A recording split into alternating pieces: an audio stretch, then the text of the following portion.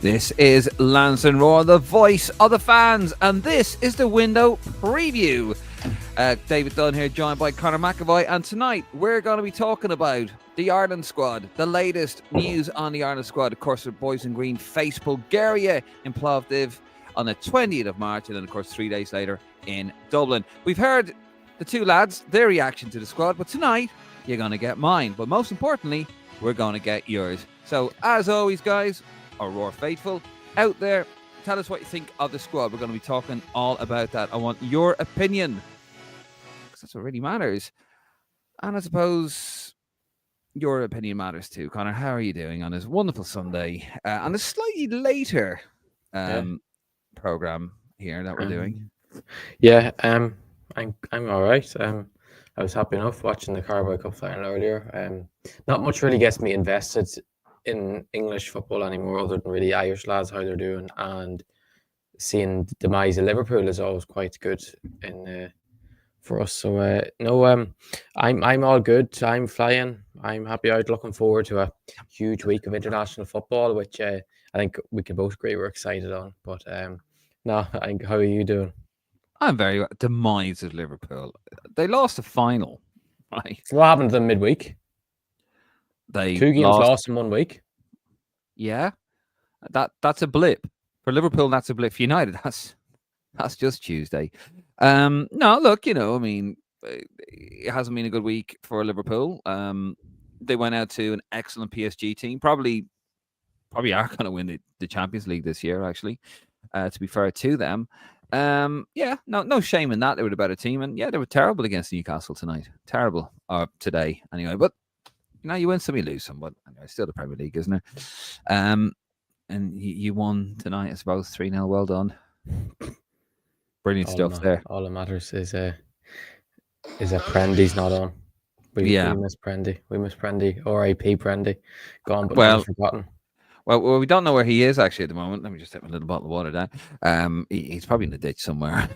Paddy's night. It's tomorrow, isn't it? So, but yeah, we are here tonight. Of course, this is the window preview, and this is the start. Well, I mean, the start was really on Thursday because Heimer Hallgrimsson announced his Ireland squad on Thursday. Conor was down there, and he was chatting to them. If you want to see that press conference, by the way, in full, but I dare say better audio than the FAI. That's going to get us cool. Wow, it's. I'm just repeating what you were telling me off there, Conor. Me, you're the one who watched it all back. I haven't watched it back once, so I did. Yes. Jog on. You're terrified to say anything about the FBI now, aren't you? You're absolutely terrified. No, but I just don't like people accusing me of stuff that you've done, so it's just a bit. Is rude. Wow. Well, you're the one who recorded it anyway. But yes, that is on our YouTube channel, so do check that out. And of course, the under-21s were Conor. Well, it's basically the Conor McAvoy show, really, wasn't it, Conor? You and your old pal Jim. It was quite nice, wasn't it? It was. It was good. It was enjoyable. Jim's very enjoyable to speak to. In fairness, he gives very good answers all the questions, and no, he's a gent as well. So it's he's a good person to have in a presser, which we struggle sometimes to have in Irish football. Sometimes. Yeah. Sometimes you get very poor answers from people involved with Irish football. So no, he's very good now, in fairness. No, it was very good. Of course, that is on the YouTube channel there as well. And of course, the big topic of that under-21s was the issue over Kevin Zefi. Can he or can he not play for Albania? Of course, we're going to talk about that a little bit later in the podcast. We're going to talk about the squad. We're going to go through IBIG, squad only IBIG. We're only going to concentrate on the players that are in that 23-man squad. If I haven't forgotten to take some players out of it, you know what I'm like. And then, of course, we'll be talking about Zefi, and we'll be getting to your comments. So, guys, keep them coming in. We've seen them coming there. Have your say. Leave a comment. Get involved. This is the voice of the fans. This is your podcast as well. Just at the top of the, just want a little bit of a disclaimer. We're having issues with the ROAR Twitter account. So you're probably not getting this on ROAR Twitter. But we are available on Facebook, YouTube, the Lansdowne ROAR Twitter account, and of course Rep Tracker. And if you haven't already, please do subscribe to all of those, especially the YouTube channel, lads. We're trying to grow those. And of course, Conor, you pointed out a very interesting statistic to me the other night, didn't you? Did about I? our YouTube channel. Yes, you did. I'm trying to give Oh, you I credit. did. Oh, I did. Sorry. Jesus. Yes, I did. Don't worry, it's not going to get you in trouble with the FBI. Relax. No. I was confused, sir. Yeah, well, you're always confused. But here we go. Here is that wonderful stat that Connor broke to me basically the other night. That apparently, those of you who watch us on YouTube, only 59% of you are subscribed. There's 41% of you out there watching us illegally in YouTube land because you don't subscribe. It's illegal, right? So don't be watching us illegal. Don't be watching us on your Fire Stick. Subscribe to the page. Subscribe to the channel. Just hit the subscribe button there below. It even says it in orange. Subscribe at Lansdowne ROAR YouTube channel just to make Connor feel a bit more welcome and at home. We're very here. Just because you live in England. Well, you live in the UK, mate. Whatever. I live in the UK, do I? As well. But anyway, do you have a bank holiday in your country tomorrow? We're all Irish tomorrow. Of course, Paddy's Day tomorrow in London. Well, that's where Martin was today. I actually didn't put the photograph up there. Probably should have as well.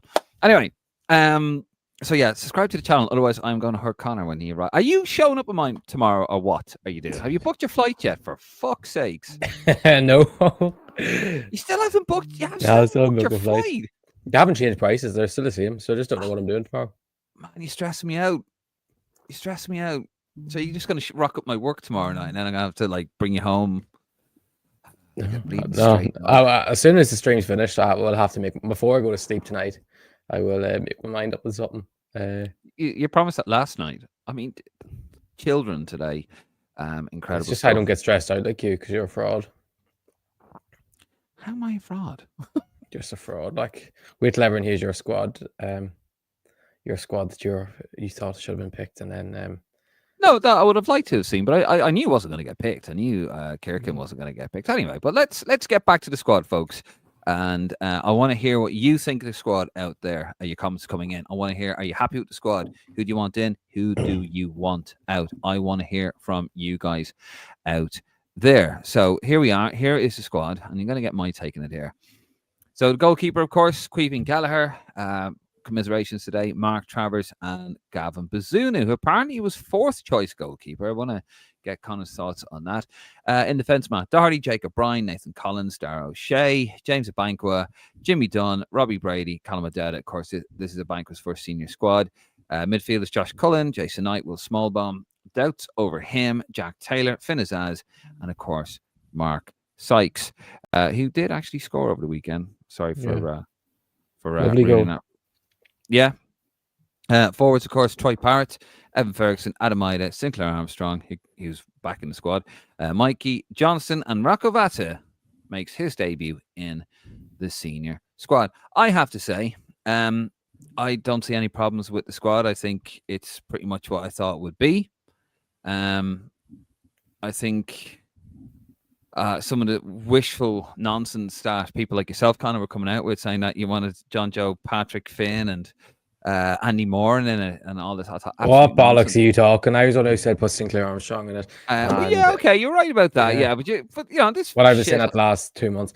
You said put Dennis Circunet, who doesn't even have an Irish passport. No. I said if he's picked, because we don't have a proper left back, which we do. We have Ryan Manning, but I don't know what he's done to every football manager because although he did play 90 minutes over the weekend. Sorry, I am spoiling Oibig for you, but yeah, we need quality. You didn't pick any. What was the comment? What was the comment that Prendy read out? The boy said about my knowledge compared to yours. Fuck off! That was a burner account, and you know it. No, that was an East Coaster, was it? Yeah, it was East Coaster. Yeah. I will find that comment for you right now. You can rant away there, and I will find this comment. You will. I'm not ranting. Prendy seems to agree with it. Prendy agreed with it.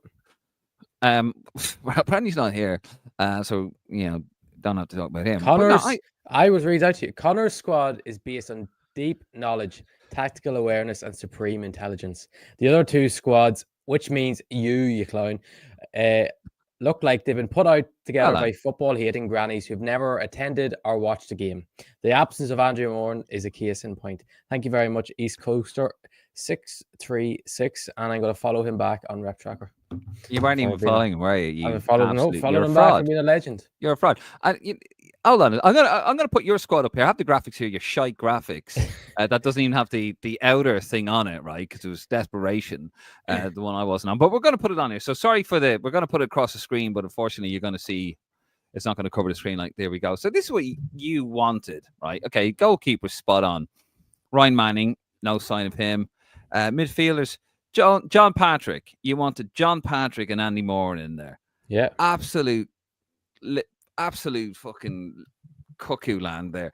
Andy Moore was never going to get in. And I mean, you were going on about how great, nothing against Andy Moore and how brilliant he was.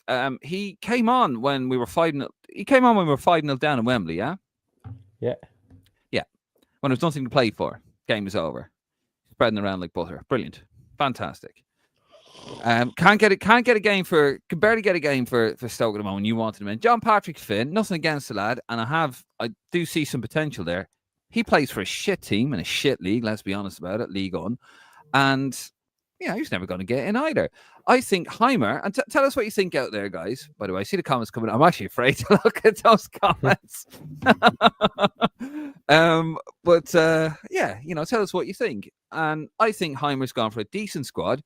Listen, it was always going to be a bread and butter squad. It was always going to be, obviously with injuries coming into play, he was always going to go for something that gets the win. He wants to win here. He's not going to start experimenting with players like John Patrick Finn. Why not? Well, what's he going to do? He said the main thing. He was asked the other day at the press conference, was it more of an objective to win the match or to beat Bulgaria or prepare for the World Cup qualifiers? And he said World Cup qualifiers. Is that what he said? Yeah. Well, with all due respect to him, he says a lot of things. Then he has to backtrack on a lot of things, doesn't he? Such as the whole argument with Stephen Bradley, and a couple of other things he said in previous ones. Not taken away from his integrity. I'm just pointing out the facts there. But also, I think that's if we lose to Bulgaria, there will be uproar. No pun intended. If we go out to this Bulgaria side and end up in League C, there will be absolute uproar. He has to get through this window, get the job done, hopefully win, no problem. Get to June when there's going to be a camp and 2 friendlies, one at home, one away, which we've no update on, by the way, do we? Nope. No. Where's Prendy? And basically, he said we've got the opponents, we just haven't announced it. And he said he didn't want to get in trouble by announcing it. Okay, fair enough. We haven't heard a thing either. We probably, if we were told, we wouldn't announce it anyway because we're good. We're good lads. But anyway, yeah. And he's got a camp, 1 home, 1 away. I believe that is what they're doing. So that's when you bring in John Patrick Finn. That's when you bring in your Andy Moore and all that. Yeah. Yeah, but you had Fessy in your team and he's injured. Yeah, but I didn't know he was injured when I made that. But we didn't know. We didn't know. He's been injured for 6 weeks. I think you knew he's injured. See him with Adam or not Adam. So what if he's injured for 6 weeks? Tom Cannon doesn't can he not recover? I didn't know. And I said the whole circuit thing. And Obama injured as well, and you picked him. So this is not going well for you here, mate. No, and you know exactly that in the WhatsApp group that I said, because I said I'm not sure if he's injured or not, but if he's not injured, I'd like to see Obama in the squad because I think he's a fabulous player, but he's always injured. I also said I'd like Sirkin in the squad if he's eligible. He was obviously looking at it, but he's obviously gone to the England under 21s. And I said about Festi, if he's injured, that's who I'd like to see.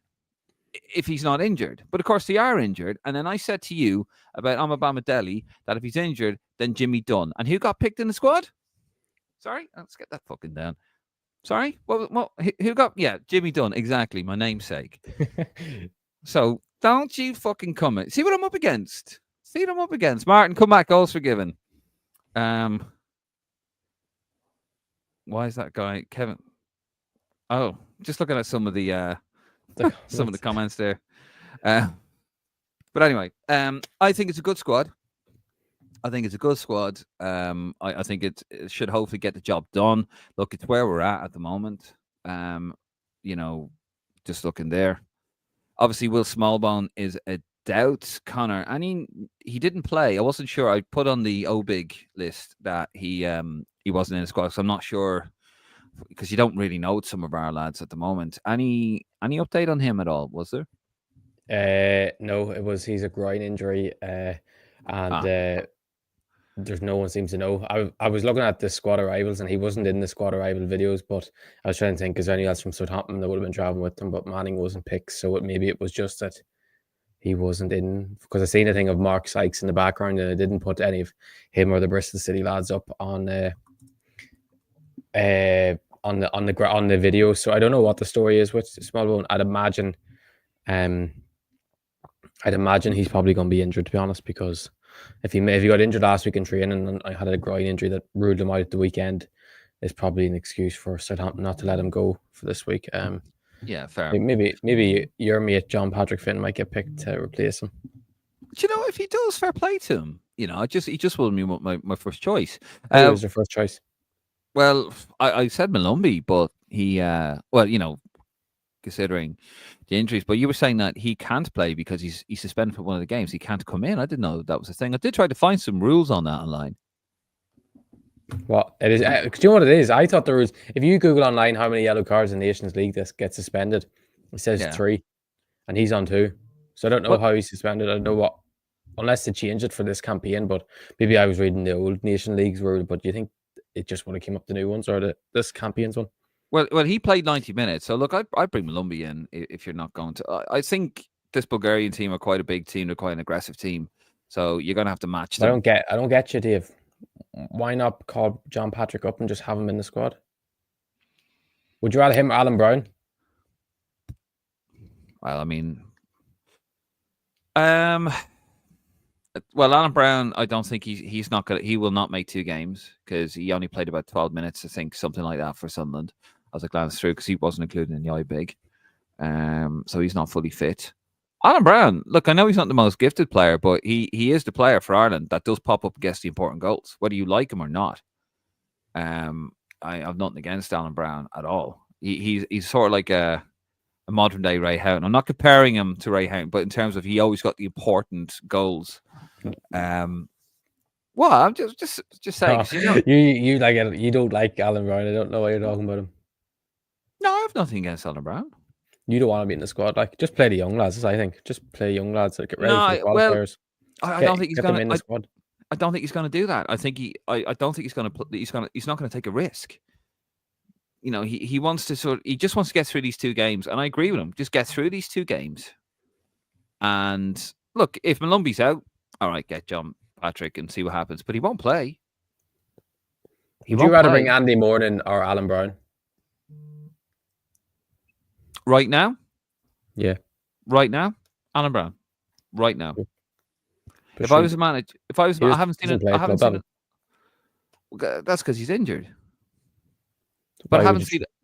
Like, I'm not saying that in a couple of years' time anymore. Andy Moran has all the ingredients to be a top player. But right now, from what I've seen of Andy Moran, yeah, he's good on the ball, but he hasn't really done it in a senior short, has he? You were going on about how well he played against England, but the game was over. You have to put that into context. The game was over. Alan Brown, right now, although he hasn't played for Ireland for a while because he has been injured for a fair bit for Sunderland. And he was dreadful the last time he played. I will bow to your experience on that. But when it comes to Ireland, he will pop up and he seems to get the important goals. So if I was Heimer in a must-win game, and it is a must-win game, I think, because I think if we go out to Bulgaria, there'd be absolute uproar in the press. Then yeah, if I was him, I wouldn't be taking any risk with young players. Although it is an interesting one because the last game we played, we were smashed 5-0 with an asterisk. Alan Brown played that game against Greece. You remember how crap he was at the? Like, I don't mind you saying he could be in the squad, but if you think he should be in the squad over Andy Moran, it's a disgrace, Dave. Because Andy Moran is 10 times the player that Alan Brown is. Alan Brown is decent. He runs around a bit. And I've no doubt about that.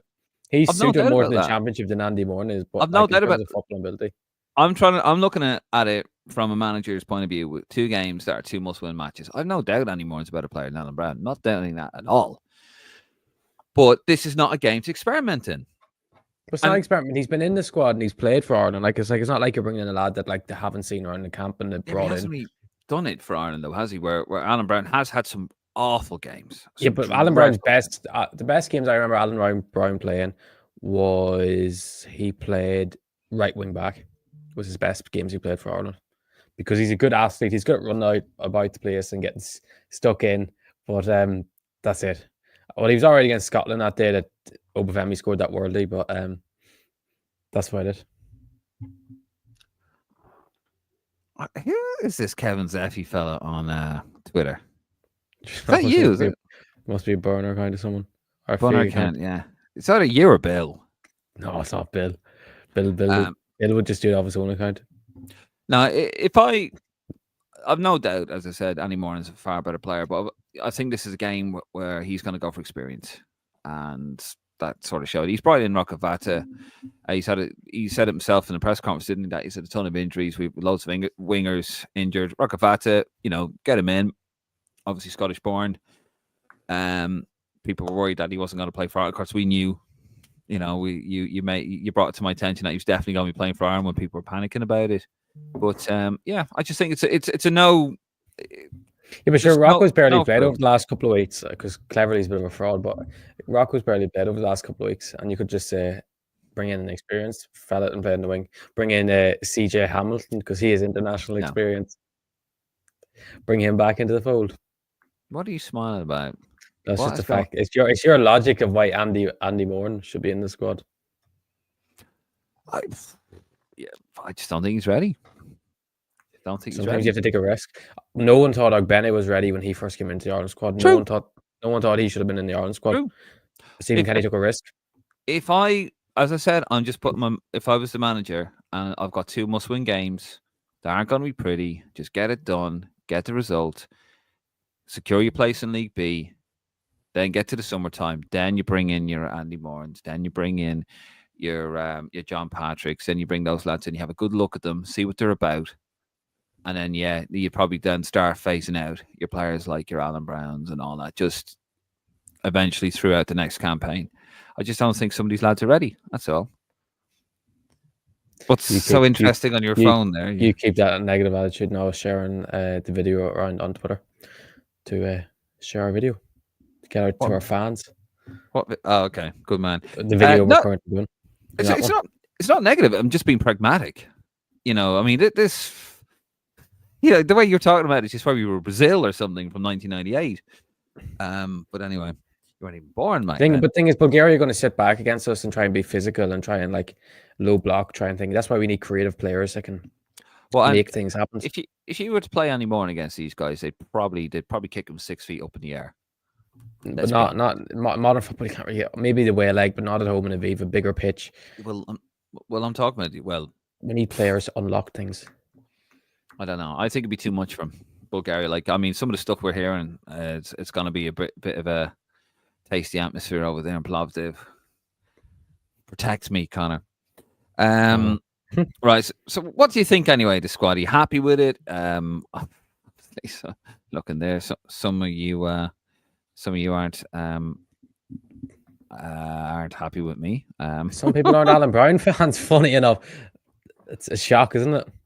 No, I know, I get it, but you asked me a hypothetical question, so I could easily just turn around and say I don't do hypotheticals. So, but no, I'll do it. Right, so that is the squad.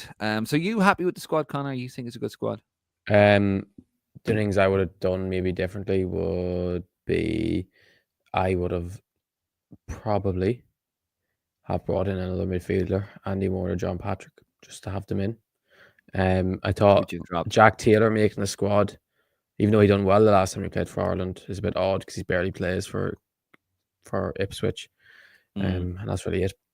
I think Mark Sykes is the shock one for everyone, but the thing is he's actually playing well for Bristol City, and the way we play is like a 4-4-2, and in terms of people that can play right midfield in that sort of system, it probably will fit him. It probably suits him playing on that role for us because he's our only really right midfielder. Like we play Rocco Vata there, but it's probably a big thing to bring a lad in on international debut and play him right wing. You can't play Mikey Johnson on the right. No, I mean Rocco Vata's down as a forward, but he's a winger though, isn't he? Yeah, he's a winger, yeah. But in modern football, you should count wingers as forwards sometimes if you play like a 4-3-3. But I think it's just a graphic to just throw players and wherever it feels like, just to make it an even spread as such. So if you're looking at that there, right? What's your starting lineup? Who are you going with that team available right now? Kelleher. Mm-hmm. O'Brien, because I wouldn't have said O'Brien, but I think the goal the other day just puts him to start. I thought Doherty would have started, but I think O'Brien will start. O'Brien And then, hasn't put a foot wrong for everything at all. Yeah, so I think he has to start. I didn't think he was going to start, but then the goal the other day, I think, is sealed it for him. And then Collins, O'Shea, Brady, Cullen, Knight, Azaz. No, Cullen, Knight, and then I would go Sykes on the right, Johnson on the left, and then try Powered up front with Azaz in behind, because I think we'll go. I'm just going off a shape that I think we'll play. I'd rather play a 4-3-3, but I think he's going to go 4-4-2. So, I think that's what he'll do. I'd go with that. What you've gone with there, but I'd probably go with not with Azaz, but I'd probably actually give Troy Parrott another go with. I said Troy Parrott. No, with Ferguson. Troy Parrott behind Ferguson. I think. I think just keep it simple against Bulgarians.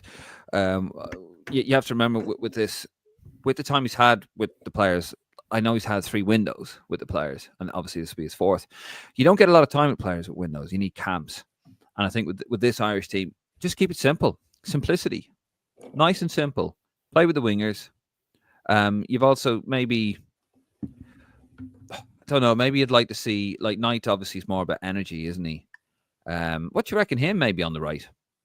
Knight on the right. He could play, but I think down the middle he'd. Actually, I think he'd do well in the middle. I think for me, I'd probably go Knight on the right, Azaz in the middle with Cullen, and then I'd go with Ferguson with Parrott in behind, because I think that way you've got the wingers, you got the big man up front, you got Parrott, who's a lovely footballer. Now we'll see how he gets on against Bulgaria, because obviously they're a big physical team, and you know me, I don't think he's as physical as he should be, but you got to give him a chance. He's doing the business in the Eredivisie, and then you got Azaz that can play through the centre as well. So I think you have options, and then if that's not working, and we're getting overloaded midfield or the too physical, then you bring on like a Jason Knight, and that's where a Malumbi would come in handy. Yeah, but because you got options. Yeah, the second leg, I think their physicality won't play as much of a thing. I think it'll just be us as the better team, and just footballers will take over. But I think it's the first leg he'll go a bit more pragmatic with the 4-4-2, and I think the back was the back, because they'll be big, and I think their way of trying to break us down will be set pieces or long ball in behind. But because we'll have so much size in the back line, which helps with Jake O'Brien being a 6'6" right back. I don't think he'll play Azaz in the midfield too, to be honest, Dave. I don't think that's an option. I don't think he'll play Azaz in the midfield too. But that's it. Sorry. Making all sorts of enemies on this podcast. Okay, sorry, just some breaking news. No. Yeah, and I do agree with you. More pragmatic, and that's right. More pragmatic in Bulgaria, and then do the business against them. Like you take a draw in Bulgaria, just be pragmatic. Take a draw in Bulgaria, do the job at home. Anyway, right. So, are you ready for a bit of Oibig? Yeah, work away. All right. Just before we go into Oibig, just remember on Tuesday we are going to have the preview. We're going to have a Bulgaria preview actually. For the first leg, and of course we will be live from the ground, we hope, in Plovdiv about an hour before kickoff, and of course about 10 or so minutes after the final whistle. And I wouldn't trust this place though. No, and a little asterisk as well, just a preface, we don't know. It's all depending on Wi-Fi. It's all depending. Remember, we didn't even have any electricity in Finland. Yeah. And you have to go get your boy. But no, but there even if we don't go live anyway, we'll have a review on the channel after. Just won't be it'll be without the comments of people abusing people.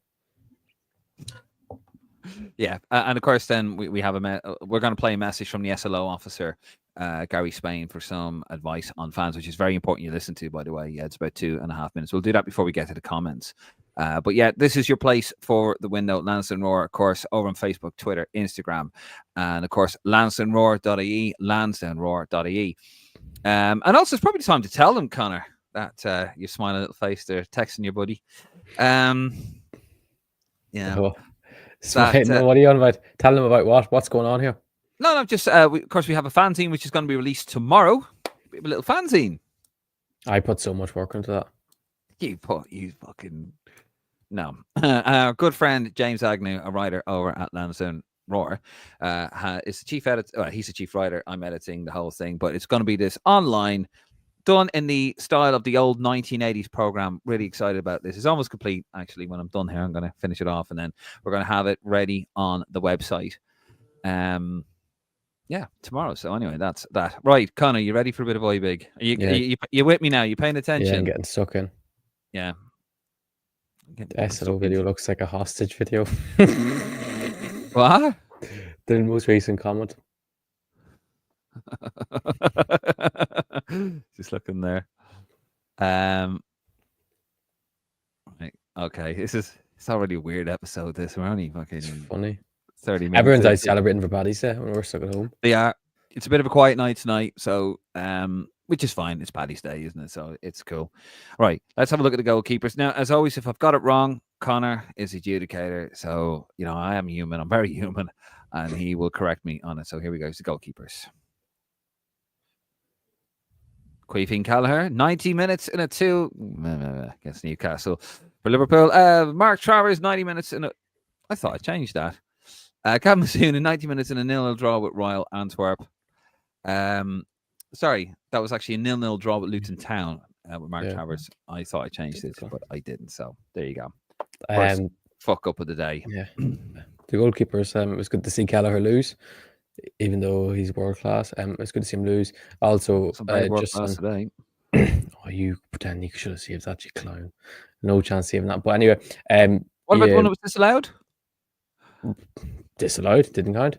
Yeah, but anyway, Josh Keeley on Saturday commented from a Blackpool fan, one of the best performances I've ever seen by a goalkeeper at Bloomfield Road. He was supposedly out of this world, but I seen the highlights after me some ridiculous saves.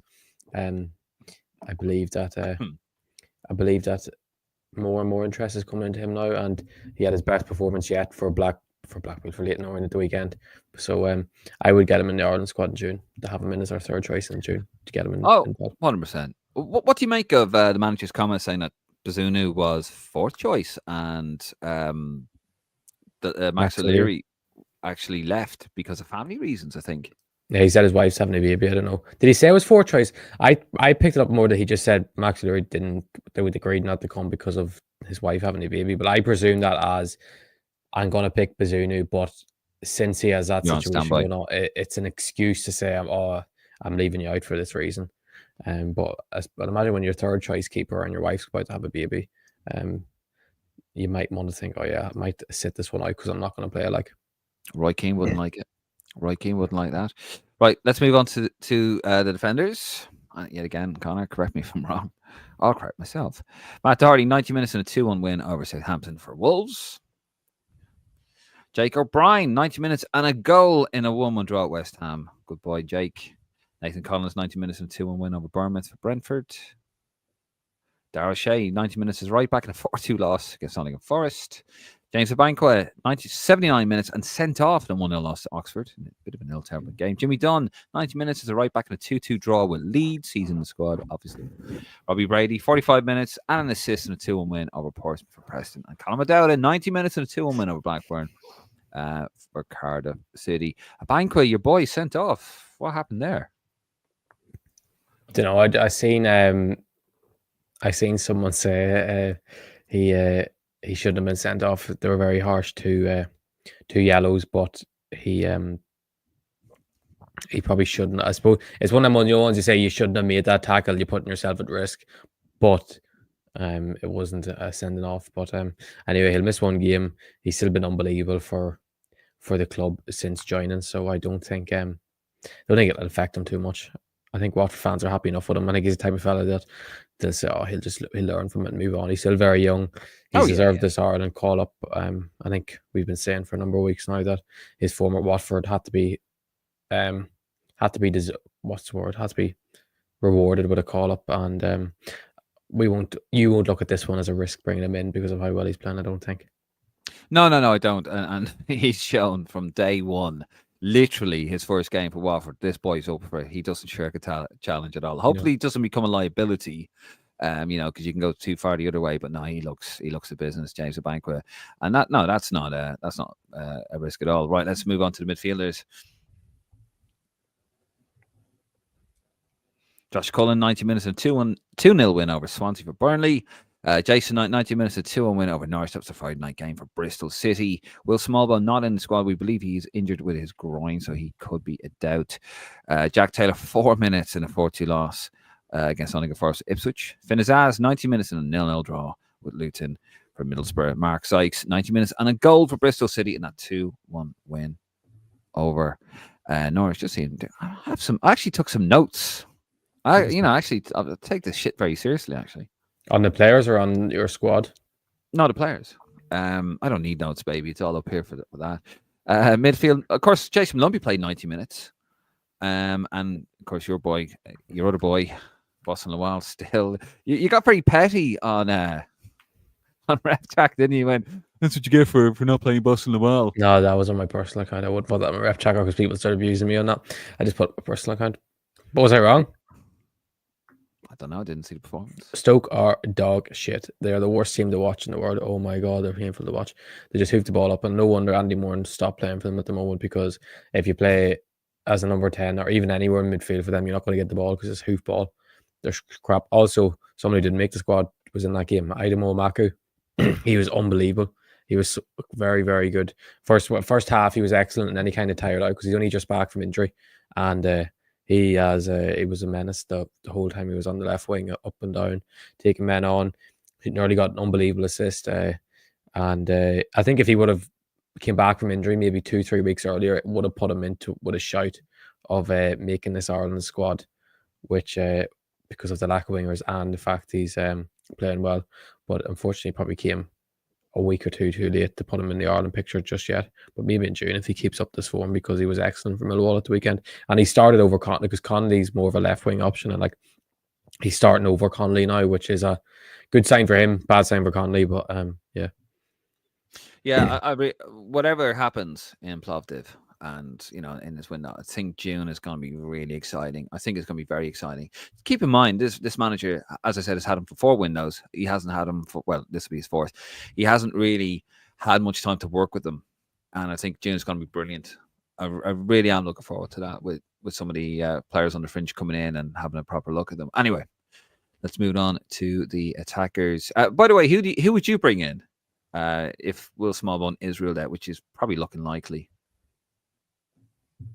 Me? Oh, I thought you were asking the comments because you've already asked me. Actually, I'll ask you've already asked me. Have I? Yeah. Oh, sorry. John Patrick or Andy Moore. I don't think it was John Patrick or Andy Moore. It would be Andy Moore probably, but I want to see John Patrick just come into the squad to see what he can offer. Because I know what Andy Moore can offer. I just want to see what John Patrick could offer in this environment. And just for the record, if either one of those came in, despite what I said, and smashed it in the 2 games or one of the 2 games, I'd hopefully put my hands up, or happily put my hands up and go, I was wrong. Just never am. Right, attackers. Who do you think you are? Troy Parrish, 68 minutes and a 2-2 draw with Ajax for AZ Alkmaar. Evan Ferguson, 3 minutes. 1-1 draw with Everton. Adam Ida, 45 minutes and a shock 3-2 loss at home to Rangers. Sinclair Armstrong, your other boy, 32 minutes and a 2-1 win against Norwich City. That was on Friday. Mikey Johnson, 90 minutes and a 1-1 draw with Hull City for West Brom. And Rocco Vata, welcome to the squad, 6 minutes and a 1-0 loss. An ill-tempered game against Oxford. Evan Ferguson, actually, I've just reminded the other point I wanted to make. Evan Ferguson to West Ham. It's been a pile of shite. Yeah. Imagine going to a team as a striker that don't even play a striker. Yeah. They play a front 2 with 2 inverted wingers as their front 2, which is a balls and it's a joke. They're not even going to get relegated. Yeah, no, they're not. I don't get it. Even Kudus is playing terribly for them at the moment. I see all their fans. Usually, a couple of weeks ago, it was why have we even made this loan if we're not going to start him? And then now it's all the comments are when he comes on. Oh, that's what I say. Was it 90th minute he came on? Well, that's 90 minutes too late. What's the point of this? Kudus has been terrible. He should have been off at half time. But I guess when Kudus and Bowen and Opaqueta is in that bracket of being looked at as their best players, and this thing of them type of player on your team that you never take them off. You can never take them off unless they're injured. because they loved him Yeah. so much they could make something happen at any moment. But like Salah with Liverpool, he plays awful for 90 minutes, but then he pops up with a moment of magic. That's how they look at Bowen and Kudus. But no, I'm already sick of this move, West Ham. I'm sick of looking at England at this stage. Well, tough shit, pal. You're coming over tomorrow. well, I think you are. I don't know if you've actually bothered to book if you get your flights. Yeah, I think it's been a disaster of a move for Evan Ferguson. What is the point? They're not going to get relegated. You cannot get relegated unless they're done for financial fair play or something. Because the three teams, I mean, United just battered Leicester. That's how bad Leicester are there tonight. They're crap. Southampton are crap. Ipswich are crap. You ain't getting relegated. It's probably the three worst teams I've ever seen being promoted from the Premier League. They are absolutely muck, all three of them. So give the lad a go. What I think it is personally, I was on not our fanzine, which by the way will be released tomorrow for free on LansdowneROAR.ie. I was looking at a West Ham fanzine where apparently Potter did have he was looking at maybe signing him full time, but apparently Brighton were just not playing ball. And from what I heard, I don't know how true it is. Apparently, they were making it very difficult to do business to sign Evan Ferguson full time. So maybe he's gone. Do you know what? For everything I've stated above, or just back there, they ain't getting relegated. We ain't going to get the player on a full-time basis, so I don't really care about him. I'm going to stick with the players that I know I'm going to have next season. I think that's what's happened. And that's, by the way, that is no fault of Evan Ferguson's at all. I just think he's been seriously unlucky. I say he's been sold. I say he's been sold a dream by West Ham.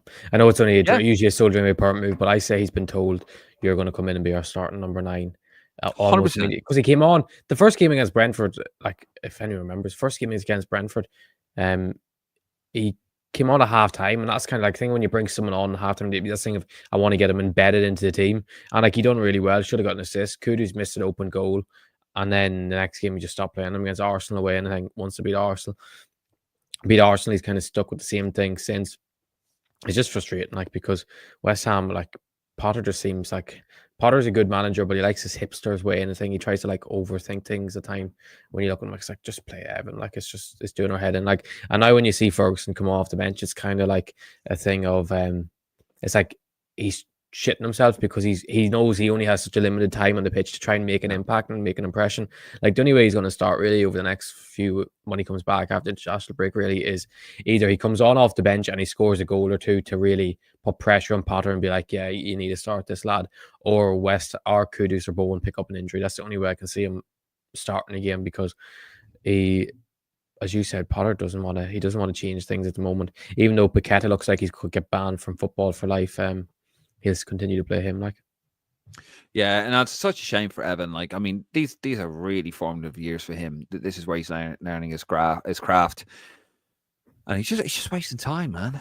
And the other one as well at Brighton, Aaron Cashin. What the fuck was that about? Like, he's not playing he hasn't played a minute, not a minute for Brighton. Yeah, disaster. It's weird, isn't it? Paid 10 million. I think the only thing I don't worry about that as much because they paid 10 million, and I don't think he was going to play that much. Still, he's in the same boat, man. Like, I mean, he needs to be playing. He doesn't need to be sitting on the bench. You know, it's not like a goalkeeper understudy situation. He needs to be playing. Yeah, I know he needs to be playing, but I think that was always going to happen when he was originally going to go to Brighton. Like, you see with a lot of lads they bring in. Like, remember Casado when he first went, he didn't really play, and then he went out on loan and stuff. I do think it's just a waiting game with Cashin. I was hopeful that he might have got a game or two, or even played in the cup, which they didn't play him in. But it's frustrating not to give him any opportunities like at all in the league rating. So hopefully by the end of the season, hopefully they just drift off into a team that's either secured Europe or mid-table, that he can get minutes when it's seen as it's only games at the end of the season. Okay. Absolutely. Well, anyway, tell us what you think about You Big there. Keep your comments coming in. We will get to those in a minute. We're just going to one last topic then before we get into the comments, actually. And of course, this is a story that you broke, Connor, and then you were speaking to the Under-21s manager, Jim Crawford. Check out that video, by the way. It's very interesting. It's a very interesting conversation with Jim Crawford. Much more relaxed atmosphere. And Connor, you're basically the star of the show. with that when talking to Jim. No, honestly, like trust me, I don't want to listen, folks. I don't give him any credit at all, Connor. I don't, but I will give him credit on this one. It is an excellent interview back and forth at the press conference. By the way, it's not an interview. It's just the press conference. It just ended up being that I ended up asking most of the questions. No, because it's literally just Connor and Paul Rowan. It's me, and then people expanded on my last question. Yeah. Basically, what it was. Yeah, so it's an excellent conversation. Check it out. There it is on the YouTube channel. Just go through our archive. And by the way, that's how many. That's people that watch our channel. Subscribe. You're stealing money from us if you even don't. If 5% of people have subscribed out of that 41%, it'd go a long way, wouldn't it? It would. We're trying to get to 2,000 before the window closes. Very close. We're at 19th. Where are we at? It's like 19.3. Maybe it's has it gone up a little bit? Hold on, let me just double check. We've got subscriber. Kevin Zefi is going to play for Albania. Oh God. yeah. And do you want that on your conscience? No. Right. Let's actually talk about Kevin Zefi. Here's the story that you broke here. This is actually earlier today. As reported earlier in the week, Kevin Zefi is in the Albanian under-21 squad. But the FAI stance remains the same. Unless Zefi changes association, he can't play for Albania. And our understanding is no such request has been received by the FAI. They very much see Kevin as an Ireland player. Now, there's a lot of confusion about this, obviously, Connor, and they will, and this is what I want to talk about, because I want to clear this up, and you're the man to clear it up, right? Because people think Jack Grealish, they'll think Declan Rice, this sort of situation, and maybe even Dennis Kirkin or Sirkin, whichever way you pronounce his surname. So just clear this up for us at the moment. I mean, this is a bizarre situation, isn't it? Yeah, it is. It's a bit odd, like because I don't think people really understand what's going on. Like Irish people in particular seem to be a bit hypocritical when it comes to dual nationals as such, Dave, as you know, because you're someone with 2 passports, which we can never forget, even though we can slag you. No, but people can be proud to be from 2 countries. Because the thing is, you can be from 2 countries. Like if you, especially with Kevin has 2 Albanian parents. He spent a lot of time as a kid in summers in Albania, and imagine he still goes there to this day, which makes the affiliation to a country a lot stronger rather than sometimes with grandparents, etc.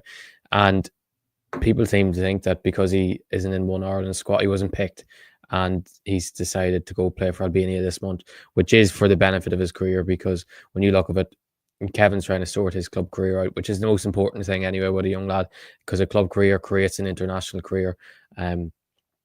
And this is seen as a huge opportunity for him, because, believe me, there's a lot of people watching Kevin, and a lot of teams find it hard to judge when a lad is playing in Premier football in Italy, because the coverage of it is absolutely dreadful from whether media or from clubs, and people don't really take it seriously as what some of the talent is in it. So kind of going away and playing international football is the opportunity. And in terms of the rules, Kevin hasn't switched to Albania. He needs to switch to Albania if he wants to play for Albania this week, which the FAI still haven't got anything come through from Albania. So Albania basically will be breaking the rules, FIFA rules, if they call up. Well, Kevin has been called up, and I believe he will be travelling to their games. So Albania will be getting, I don't know how heavily sanctioned, but they'll get sanctioned if they end up playing Kevin this week, because I see a lot of Albanians comments in, "Oh, what's wrong? These are being salty. Why would Ireland not want to?" Thing is, not that Ireland obviously don't want him to play for Albania because they want him to play for Ireland. But if he decides, I want to play for Albania, there's literally nothing Ireland can do to stand in his way from changing association. It's just impossible. But he hasn't requested to change association. Albania haven't put their request into FIFA to get his papers transferred. So I know it's a friendly, and people say, "Oh, sure, why would a friendly matter?" But you still have to change associations. It's like the example, Amari Hutchinson that plays for Ipswich. When Heimer was the Jamaica manager last year in the championship, he switched to Jamaica, played 2 games for the Jamaican first team, and then he switched back to England to play for their under-21s this year. But like, people think, "Oh yeah, but why can't Kevin do that?" Because but Kevin has to switch if he wants to do that, which people seem to be so confused over. So it's simple. It's as simple as Kevin is going away with Albania 21s this week, but he shouldn't be going according to FIFA rules because of the way Albania are handling it. Because Albania Go on. Go on. No, go on. Continue. Basically, Albania are breaking the rules by bringing them in this week. They are going to get sanctioned by FIFA unless something changes in the next couple of days that he can play for Albania. But I believe he doesn't even have an Albanian passport, so I don't know whether, because it's a friendly and the paperwork, what he actually needs to be completed to switch for this game. Can the player get sanctioned? I don't know. That's what I don't know. It happened before I seen with another country, and it was just the country got sanctioned. I think it would just be Albania would get sanctioned. To be honest, they'd get a fine, and I think a fine, maybe a slap on the wrist. I don't know how tight they are with the rules, to be honest, but like, I'd imagine the FAI, I know the FAI aren't best pleased with the way Albania are handled. Ireland would be the FAI would be quite up to date in this sort of stuff because they're so used to lads switching, whether it's switching from Northern Ireland or switching to Northern Ireland or from England and vice versa. And like, I know Albania would get quite a lot of lads playing, they were born in other countries switching, but I'm guessing this doesn't really happen all that often with this sort of under 21 situation, because I know with under 15s, under 16s, the rules are quite loose and you can kind of switch whenever. You can just switch at any moment. But when it gets under 21 level, you need to have an official switch to a country if you want someone to go to play for them this month. So if he plays for Albania this Friday, their first game, as things currently stand, which is the most important thing, is how they currently stand. And I couldn't imagine within the next 5.5 days anything will change that would make him eligible as such to play for Albania. No, so unless there's a gentleman's agreement between the two clubs, between the two countries or something, they come to some agreement. But I don't think there's such thing. I don't think, because it's not club football where you can. It's literally just the FIFA rules. You have to abide by FIFA's rules for this, and like an official transfer or whatever way. I don't know what way it would go for. Yeah, whatever way for friendlies. Well, hopefully it gets sorted out anyway, because Kevin, I've watched videos of him when he was a young lad, and he's super talented. For whatever reason, it just hasn't worked out for the moment. So I really hope we get it all sorted out, and he's playing for Ireland in the next couple of years, and he's banging in goals. Hopefully he'll be back playing for Ireland in June, because it'll be a 21s camp in June. And as Jim Crawford said the other day in the presser, he spoke to him about getting ready to come and get involved for June. So I think all go well and the season ends well and he gets a good move in the summer, because there will be plenty of interest in him, because he's one of them players that's so talented that clubs will always be interested in him, no matter what. Like, he's one of the most talented players, naturally talented players to come out of Ireland. He's in that Evan Ferguson bracket as such. It's just about things haven't went according to plan over the last couple of years, but when you're that talented, things can turn around very easily, Dave. Absolutely. I wish Kevin nothing but the best. Right, before we get into the comments, just going to play a video here. This is from Gary Spain. He is the Supporters Liaison Officer, the SLO. You can follow him on Twitter as well. And if you are traveling to Plovdiv, like myself and Connor here, some very important information. Videos just under 3 minutes. We're going to play the whole thing because there's some great information here. And just a few things just to keep in mind, because we're going to have a fanzine tomorrow, which is going to come out. However, we want to make sure that you guys are as safe as possible, because, Ireland fans are brilliant. So here we go. Have a look at this. Hi, I'm Gary Spain. I'm your SLO, and I'm just recording this video for any fans travelling to Plovdiv for the game against Bulgaria. So, first of all, Plovdiv is a beautiful city. It's an old historical city. It's the longest continuously inhabited city in Europe. And there's loads to see if you're interested in old Roman, Thracian architecture. It's great value for money. It's lots to eat and drink for great value. But I'm making this video just for concerns and just for people's safety, because Northern Ireland played there last September and there were some issues. So I just want to make you aware of them and to take some precautions, and hopefully we'll all go there, have a great time and come back safely. So I spoke with Gary, my equivalent actually, another Gary with Northern Ireland, and some of the issues they had were that fans, so their fans are there like ourselves, that just go there, have a good time, have a few drinks. The Bulgarian police, by the way, are fully aware that it's a low risk game, that the Irish fans are no threat. However, some local fans did ambush some Northern Ireland fans. So it's just to be on your guard, and a few things I would recommend. Ideally, if you want to socialise, eat and drink, there will be a high police presence around Stefan Stambolov Square, which is right in the centre, and the side streets off it. The police are there for your protection. They're not there to try and catch you out on anything. I would advise just check with your hotel if you want to stay locally. Normally, if I walked into Barnes or lots of football paraphernalia for Locomotive or Botev, probably a place I'd be happy to stay in.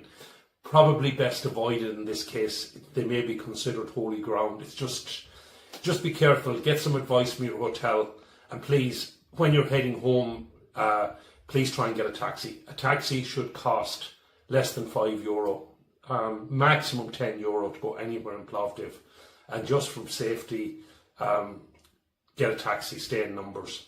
And finally, at the game, in the Irish section, we're almost certainly going to have a holdback afterwards, anything from 30 to 60 minutes. And it's 1.8 kilometres into the city centre. I don't expect any public transport to be running at that time. There will be taxis, but we are asking fans that are able to walk to please walk and leave the taxis for those fans who won't be able to make that walk. As I said, it's 1.8 kilometres. So stay safe and see you in Plovdiv. Thanks, guys.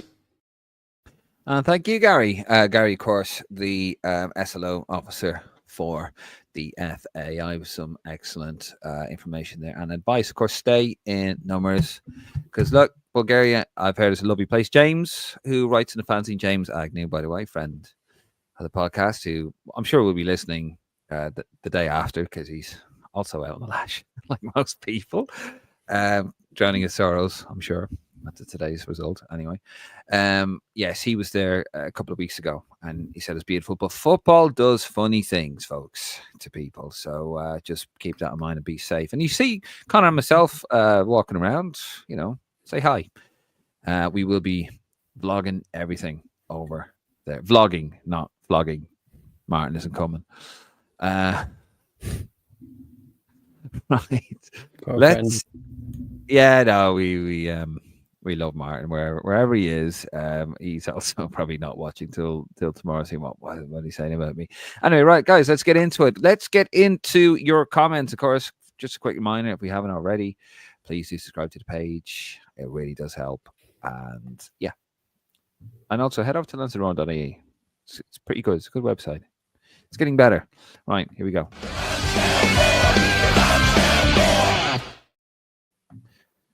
Should have changed the graphics on that. Never mind. Right. Here we go.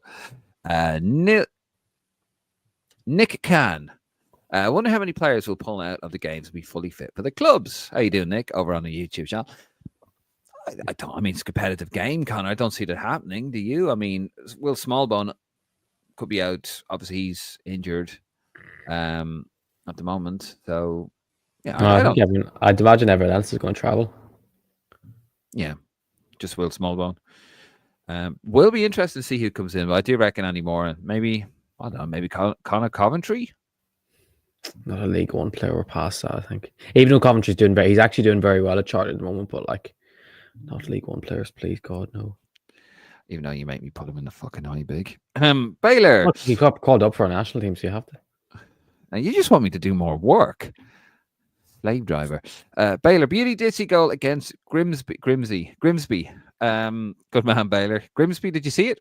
Yeah, it was outrageous. It was a shock. Did you not see it? Is there a surprise that he scored a beauty and Mr. Prendergast has not decided to come on? Yeah, I mean, coincidence, folks. Surely not. Ryan Kelly, how you doing, Ryan? Evening, lads. Up to Toon Army. God. Shame to see Egan Riley and Sirkin slip away from us to be called up to the under-21s. I hope Adarmola, probably butchering that name, can continue his great form and make the step up. Yeah, definitely lacking in the left-back situation. How mad will that be, Connor, if Sirkin does make it to the England team and he's born in Dublin? Not really. Not mad. No?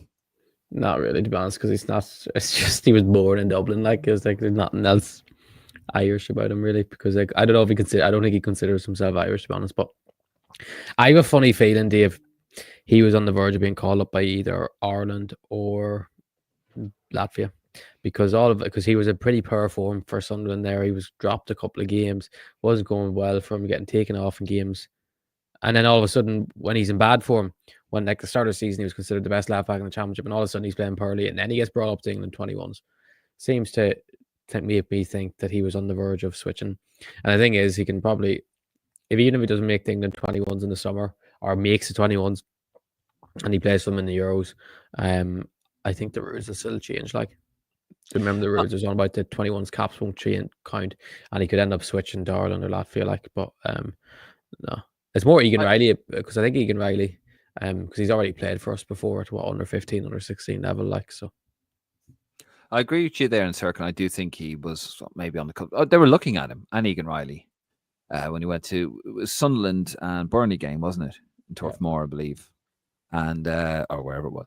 And basically, yeah, I agree with that. It is that cynical. Obviously, Lee Carsley is back down as the under 21s manager, former Irish international. And the thing is, he did say in the presser that there's a lot of Irish eligible lads he's been talking to, and he's hopeful that have been very keen to get involved with it. God knows who he's on. I hope he's not on about Josh Key or something like that. Well, it probably is. Like, I think he's considered like someone that would come in if he got a chance to come in. But Lee Carsley said this. No, Heimer at the presser. But he's been speaking to lads about getting involved with Ireland. So maybe there could be ones that will say, oh yeah, I'll switch after this under 21s Euros or something. Because the thing is, playing under 21s Euros is still a big tournament as such. Like, it's shown on whatever national TV in every country, and if you win that, it's a big achievement. So maybe they're thinking, oh, I'll play this under 21s Euro and then I'll move on to Ireland or something like that. But that's just me thinking of all possible options that they could be thinking. Okay. Dean Flood, the FAI audio at the press conference can be quite bad. I've never had an issue with it before, Dean, but yeah, it was a bit strange. But I mean, yeah, I know what it's like with sound when you do a live event, eh, Connor? It can be out of your hands. Just saying. Can Zefi and Farungi are off. Farungi. His name's not Farungi. It's spelled wrong. It's Farizai, but it's spelled wrong. Farizai. Okay. Well, I'm just reading what's on the thing. I'm saying it. I'm laughing. That's the way it's spelled Farungi is funny, but that's not his name. But Justin Farizai isn't switching to Albania. That's lies. Someone's put that out there just for lies. Someone, not the journalist who put that out there. I mean, someone who put the information out there is doing it for the FAI's attention as such. That lad only wants to play for Ireland, really. Fair. Dean Floyd. So potentially, if Zefi plays an under 21 game, and he hasn't officially switched to those under 21 games, he hasn't officially switched. Those under 21 games become forfeits because he fielded an ineligible player. Yeah. Right. Results doesn't really matter anyway because it's a friendly, but in terms of it is an ineligible player that they are fielding, so they would get sanctioned. I don't know how they'd sanction it because it's a friendly, but that's why they're doing it. Yeah. Probably Nick about it. That's probably why they're doing it. Like, yeah. Nick, is Smallbone injured again? Yes, he is. Cousin Will. Baylor, I do have a bone to pick with Armstrong. He missed a sitter against Sheffield and cost me €40. Apologise to him, Connor. He did miss. It was an unbelievable save. You forgot to mention that, but it was disappointing not to see him score. Are you calling Baylor a liar? No. Are you calling our follower a liar? Our subscriber a liar? No. Family member a liar? How do you know he's subscribed? We don't know he's subscribed yet. I'd imagine. Actually, Baylor, yeah. Hold on. Let me get it up. You are. Are you one of that 41%? Yeah. Are you, Baylor? I can't even find the fucking thing. Are you one of the 41% or the 59%? Very important. Don't watch your stream illegally. Be legal. Right, where am I again? Oh my God. Here we go. Dean Flood. Could it possibly just Dave doing the pre-match in Bulgaria? Oh, I don't know. Well. Put it this way: Connor's actually staying in mine either tonight or tomorrow. Not tonight. Sorry, not tonight. Sorry, tomorrow night or the night after. So yeah, and we're both traveling. We're on the same plane and all that. So hopefully he is. Otherwise, something's gone completely wrong. But no. Please God, we'll both be there. Touch wood. Martin Fitzpatrick, how you doing, Martin? Jacob Bryan, take a bow, son. Yeah, he did very well. Great diving header, wasn't he? Just wasn't a diving header, but just went for it. Good to see. Yeah, even though I hate Everton. Nick Can, a few players still need to be removed from the men's senior team. I agree, despite what I said earlier on. Dave's list of people he would move from the senior team are, let me think, Evan Ferguson, Troy Power, Sinclair Armstrong, Nathan Collins, anyone basically below the age of 23. Dave only wants old people in. I don't. Just, I just want players to be ready. That's all. No. Listen, not at all. I listen. I think Heimer was handed a very shitty hand by circumstance, and basically had very little time to prepare his team, to prepare his players, and to be thrown in the deep end. And a camp in June will do him and the players a world of good. There you go. I've said it. So no. But yeah, I do agree. There are some players that need to come out of that, and they will. I think when June arrives, he's going to see what a lot of these lads are about. They're going to put themselves in the shop window, and for Ireland and for the clubs, they're going to do well. If Small One pulls out, who comes in since Malumbi is suspended? Asked Dean Flood. It's going to be Andy Moore and John Patrick, isn't it, Connor? Or Alan Brown, or Connor Coventry, or that's really it. Like, I don't know who else they'd consider. He's not going to bring in Luke O'Connell, is he? No, they're different types of players. Yeah, that's true. Down 10-1-2-3. Hi, lads. It looks like Ireland have a lot better than Zefi at under 21 level, so not much to worry about. Happy enough with senior squad if Small Bun, who will come in, we just answered that one there as well. Do you agree with that? He's much better at under 21s? No, Zefi would be the most talented player in under 21s. It's just his club career isn't. Some lads are ahead in terms of club career. They're playing first team football and stuff, but in terms of talent, he'd be better than I think anyone. Like, okay. Mark Curran, he's expecting future Ballon d'Or winner Vata to start. Second game probably. Yeah, not first game. I don't think. I think Johnson will start first game. Excuse me, only because he knows him. I think Halgrims was a very pragmatic manager. As I said, the squad didn't surprise me at all. Jack Taylor one was a bit weird, I thought, only because he hasn't been playing, but he was very impressed by him, obviously, in the game against Greece away. He played in the... Did he play in the Remedy game? I can't remember. He was injured. He was injured, wasn't he? Yes, that's right.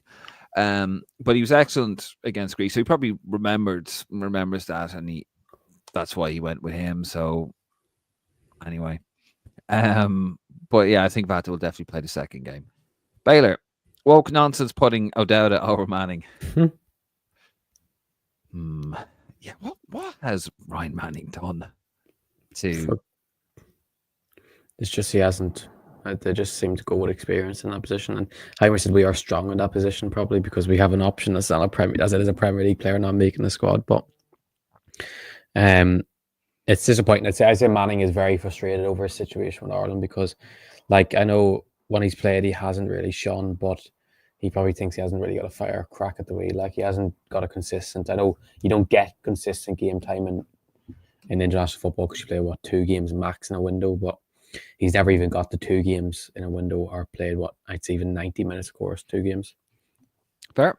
Nick, League One is actually quite strong at the moment compared to previous years. That's obviously against Connor's comments calling League One shite. No, you would apology make calling it shite because... Oh, yeah, I was a bit strong, yes, but Stad you mean, yeah, they're a shy team in the league, but the league it's a good league in general. The league's okay, yeah, it is better. To be fair, I mean, PSG, probably going to be champions of Europe this season, for once. Better than the championship anyway. No, I'll roll back on that one a little bit. I was emotional, Nick. Nick Khan again. Wonder if this team for the upcoming international games will win either home or abroad. Northern Ireland beat Bulgaria 5-0 in Windsor Park. I think a draw. That's negative, isn't it? I wonder if they'll win home or away. Jesus Christ, we don't win at home. I'd be questioning serious things. I don't think I'd ever go to an Ireland match ever again, to be honest. No, I could see something maybe like a 1-1 in Bulgaria and then maybe 2-0 win or something like that at home. Here's your burner account. Kevin Zefi. Is it up? Who are you going to be next week? Why is that guy always giggling? And David Waffle. That's bloody. Is that Bill? Is it? Definitely is Bill Gean. Has to be Bill. Nick Can. even Ferguson's situation not improved in West Ham either. I thought you called him Evan Ferguson there for a second. Oh, he's continental, I would. Yeah. No, we spoke about it earlier on, Nick. Absolutely rubbish situation. And we think because, well, I think it's because he's not going to be signed. Maybe he thought he was going to get it permanently. It's not going to happen. And he's just cast him to the side because there's no jeopardy for West Ham in the Premier League because the bottom three are so bad. Rolling Stone. Like a Rolling Stone. I better not do that, actually. We'll probably get... I'm sorry, Connor. Have you got a problem? My dulcet No, it's not with you. It's not with you. Oh, okay. Actually, that's a bit silly of me. Anytime that guy's name comes up, should be called Rolling Eyes. No, it's not. It's not even. It's just the name in the comment. Okay. Scotland have a kid coming through in Lennon Miller, who's going to be a star. Him and Gilmore linking up in midfield will bring them up a level. It brings him up every single fucking video live. Lennon Miller, we don't care about Lennon Miller, Rolling Stone. I know this is an Irish podcast. I don't know why you love him so. I know you like him as a player, but you talk about him every video. It just brings up Scotland and Scotland this, Scotland that. Watch it. We bring up Ben Doak again before the end of the video. Do you live in Scotland, Rolling Stone? Where do you live? We really needed a technically gifted midfielder like that Lennon Miller kid. Kevin Zefi, wink, wink. I don't agree with you, David. Waffle fraud. Then continues. Yeah, Dave, you fraud. How about you get on the creatine and play? What? I'm a fraud again. Dave, it means back up your words. Oh, is that what the kids say? What? It basically means what you're saying about all these players. Why don't you play yourself and get on the creatine and play? I tell you something. Whoever you are, born your account. I was quite a decent player, actually. Used to play 5-side up in Tala and Finglas and Kulak. Yeah. Right. Baylor, Mikey Johnson fall off isn't spoken about enough. That's the point, isn't it? He's been doing well lately. Got man of the match against Leeds away with what was that like 3 weeks ago? So I don't think it's fall off. I don't think you can say that. I think it's too early to say that now, Bill. Fair. Nick, what is this bollocks? Alan Brown hasn't done anything. He does correct himself. Hasn't done anything in a year, and even back then he didn't do much. Literally. Is that our old Nick? Yeah. Look. In context, we're talking about experience, and it's a must-win game. It's just a no-nonsense. A no-nonsense. Get the win done. Burner count Kevin Zefi again. David Fraud Guardiola got a hard on for me, hasn't he? Jesus Christ. Rolling Stone. John Patrick Finn should be in the first 11. Alan Brown is awful. He has a good shot on him. He's not that off. He's got a good shot on him. No, but look, Alan Brown, right? Say what you want about him. He does pop up for the important goals, and he does. Doesn't he? What's all? I know he scored against Scotland, but who else? Norway. Was that a friendly? Yeah, but he still scored. You said important goals. Well, yeah. I mean, are you saying that not all goals for Ireland are important? Is that what you're saying? Is that what you're saying, Connor McAvoy? No. Every goal for Ireland is important. What about in a team context here, not in an individual context? Every individual green. Oh, shut your mouth. Every game in green is important, Connor. Doesn't matter. It doesn't have to be. It doesn't have to be. What's the word? A competitive match to be important when you're playing for Ireland. Thank you. I shut you up. Davey, are you a goalie? Says Kevin Zefi. I actually was a good goalkeeper as well. No, shut up. If someone asked you, were you a good ballerina, you'd say yeah. Listen, I could hit the what's it that they call them? The toe point. What's the thing I'm looking? No, I couldn't. I used to go out with somebody I could.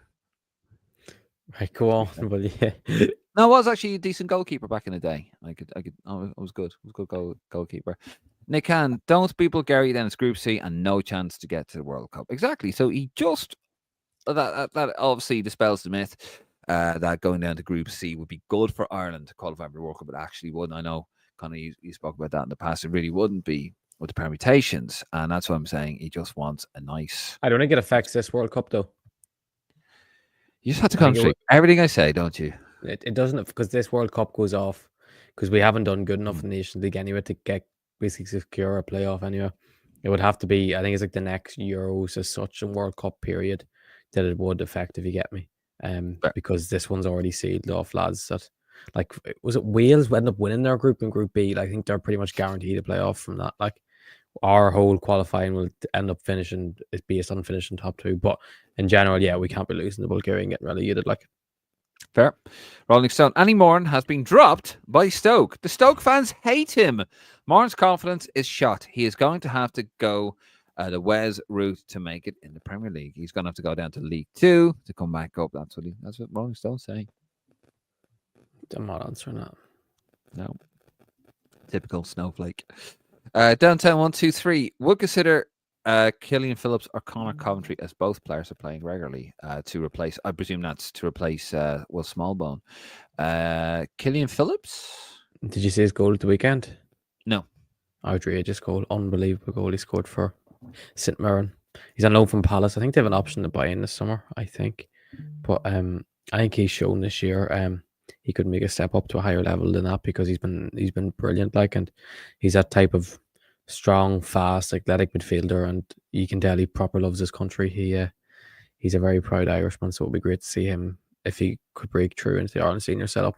Coventry, I think Coventry needs to step up to the championship, to be honest. But I think he probably will in the summer. Like, he's doing very well, and Charlton actually have a chance of, well, if they're going to go up, they go up through playoffs, but they have a somewhat of a chance. He's doing well, but the thing is, because we don't know what way Heimer's working the ladder of players off. Like, I don't think anyone thought Connor Coventry was going to come in as that last minute replacement in England, even though it probably was a easy option to bring him in because it was based in England. He's from he lives in Charlton. Like, but no, I would. Both of them are definitely options, but I just don't know how far down the pecking order they actually are. Fair. Rolling Stone. We should play to our strengths, make ourselves hard to beat, and Jacob Bryan will score a few goals from corners. I agree with that. I think pragmatism is the key with this group of players. Until, I'm not saying, we do a Martin O'Neill or even a Trapattoni, we can still play some stuff against the so-called lower opposition, but I do think we need to make ourselves hard to beat. We've been a bit soft as shite, actually, in the last few games. Mentally, we need to toughen up big time. Harrison Daglish. Hello, Harrison Daglish. Hi, lads. What's going on with Kevin Zefi? Does he think he could just head off to Armenia on loan like it's a club soccer? For fuck's sakes. I think that's Albania. Armenia. Mkhitaryan over here. Yeah, well, I mean, we did answer that. No, I think he's just, from what we believe, he's just trying to get the attention of the FAI. Say, hello, I'm over here. Pick me. He does really want to play for Ireland. True, Connor? Yeah. It's for the benefit of his career. It's not for the benefit of trying to annoy Irish. He's not trying to annoy Irish people. Like, no. He's not trying to turn code or whatever. Has Connor not seen Moran play for Stoke? His confidence is shot. He is barely able to kick a ball now. He can't even get on the pitch, Connor. He can't even get out of bed. What do you mean? He's been dropped 2 games in a row, and he came on last weekend off the bench. Stoke, it's not that he can't kick a ball. He doesn't get to touch the ball because they're so shit. You just don't touch the ball when you play for them because they're shit. And then Robbins throws him out as right midfielder sometimes, and like, waste of time. I just think, as Dave, I said a couple of weeks ago, or maybe it was a month or two ago, about get him out of the championship. It's just a waste of a player of his ability playing in the championship, but his technical ability. He needs to go down. If he's not going to be playing with Brighton, he needs to go down the European route and play somewhere in Europe, because it's a waste of time playing the championship for a player of his ability. And unless it's the top championship teams that dominate possession, but like, you have to get lucky in a sense to go to one of them, because any team in the championship can magically become good all of a sudden. I think Eredivisie would suit him. Like what Stump Troy Parrott, it let his game breathe a little bit, get a bit more time in the ball in the Eredivisie, and you're Italy, no, because they kick you in Italy. Championship is a tough league. It's a very tough league. Go to Eredivisie, develop his game a bit more, the technical side of it. I know he's technically very, very good, and then basically bulk up, get stronger, and then come back to England. because that's Because where the thing is, you don't know what Brighton's plan are. Like last year, he went away in first team for pre-season, and he impressed a lot playing regularly for them. And then they give him another new contract after he's been signing a new contract basically every summer over the last couple of years. Like, and I think his contract still runs for like 4 years. Like Brighton think he is one of their top talents. Like from that's come through the academy. It's just about getting the right low. So it's just the right low move that like will just take him to the next level. Like fair. Nick says Jacob Bryan was very good. He has to start. I don't know. Rolling Stone says Bryan is our best chance of a goal at the moment. Yeah, I agree with those. Definitely has to start. Harrison, Dalglish, Evening Rolling Stone, you talk absolute nonsense. Team Blood. And Rolling Stone comes back, and your English is terrible. You guys are having a bit of a tit for tat on there, so we're not going to get into that on here. No, we can. We read them out. It's a bit of crack. You want to? Okay, we'll read them out. Team Blood, I think there's a solid chance he starts Evan over Troy. He'd probably start both of them, to be honest, Dean. I think there's although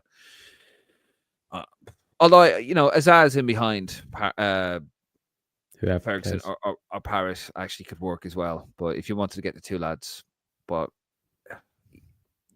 did you say Ferguson over Troy to start? No, I would have if he was playing, but he's not playing, so I said Troy. Yeah, if Ferguson was playing, I'd imagine he's fit enough if he came in, he could start. Like I think he'll start one of the 2 games. It just depends which. Will he go for size with Ferguson in the first game? Just don't start Eden. I'll be happy. Fair. Nick says Knight is so consistent for Bristol City this season. I'd start him too. Yeah, he's excellent. He's unbelievable. He's such a good player. He's so underrated. I think he's the most underrated player in the championship, to be honest. He's so good. Man, the match on Friday as well, and it's just his composure on the ball. Like I think he will start, Dave, to be honest, away. I think he's one that has to start in midfield beside Cullen. He done it in Finland away. I think Smallbone's only had competition for that, but Smallbone's not playing as such. No, I wouldn't be mad at that if you played him in the centre with Cullen. Energy driving forward. He's also aggressive. I think he could do a job on the right, and you could play Azaz in beside Cullen as well. Very balanced team, but I wouldn't be mad at it.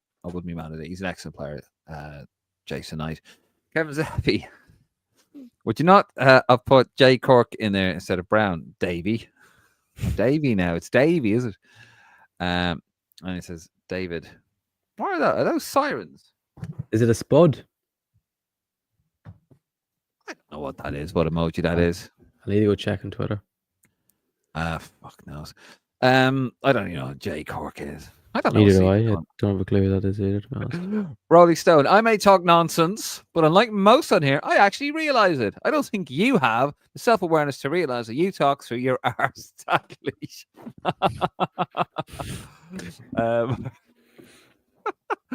Marker and SLO video looks like a hostage video. God. Kevin Zefi says David Goggles. David Goggles. That's a new one. You're a whopper, man. David Goggles. You're a whopper, man. No football IQ. Happy St. Patrick's Day. 0 IQ, Davey. And he's got a little emoji thing on it. I think it's a spud. I think that's what I don't know what it is. Or maybe, is it a space? It's like a spacer, calling you a spacer. Probably. You wouldn't be too far wrong on that. Or a waffle. Or could be a waffle, actually. Oh, it's a waffle. Yeah. It looks like waffle. Like a waffle. Yeah. Okay. Waffly versatile. Yeah. Birdside potato waffles. They were class. Dean Flood. Looking forward to seeing Keeley playing at a higher level next season. Hopefully. 100%. Rolling Stone, I think. Sorry. I just said 100%. Fair enough. Rolling Stone, I think we should I think we should beat Bulgaria comfortably, but that's just another nonsensical comment from me. That's the most positive comment he's ever put. Yeah, I think Rolling Stone's got the arsehole in. Felt as we love you, Rolling Stone. I actually do, fair, you're part of the Roar faithful. Yeah. Number 3210 hash dial. You're the funniest person ever, Dave. I swear to God, I love it, lads. Thank you. I don't know if that's sarcasm or not. I can't. Good man. It's not. Good man. 3210. Thank you very much. Don't forget the hashtag. Hashtag. Well, number dial also is the old name for it. Number sign or number dial, I think it's called, the old name before it became the hashtag. Well, we're here to entertain you as well as talk football or bollocks. or waffle, according to young Kevin Zefi. Dean Flood would like to see Knight move in the summer. Yeah, he's better than Bristol City. They're just pissing around, and no offense to any Bristol City fans, by the way. I can see Knight at Bournemouth. They love buying Bristol City players. That'd be a shout, wouldn't it? Yeah, he would. He would do well there. Yeah, I think he'd do well anywhere. He's a brilliant player. Kevin Zefi. David, where can I get that Lansdowne mug from? This one, you say, Kevin? Well, it's not for sale. I can get you one if you want one. Just saying. Just saying. Probably should actually sell these, by the way. What do you think of that? I've got a couple. There was one that was made from that was given to me at the Mash, you remember, by Rob. Yeah. Very kind. Actually, that's over in the sink over there. A lovely mug also. Gave one to Martin. He didn't get one, Connor. Dean Flood. Wow. Forwards coming in good form. This is going to go well. Is that sarcasm? I thought we had a terrible win, though.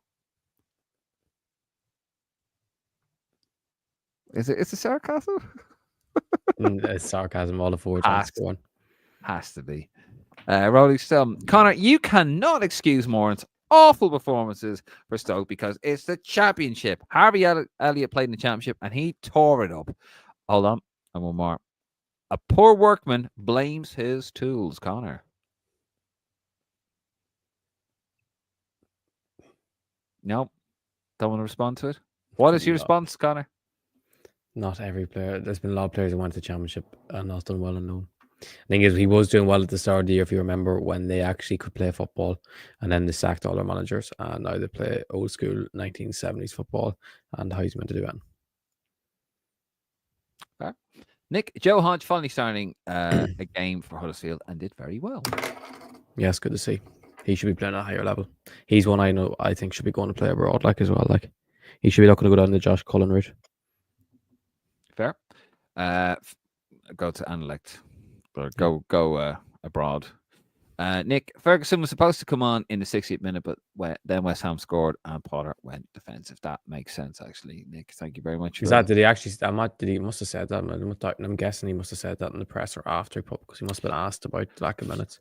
Yeah, probably just was watching him and probably saw he was getting ready to come off, and then he scored, and then just Dean Flood, what do you think Evan does next season? Please God say he doesn't drop to the championship.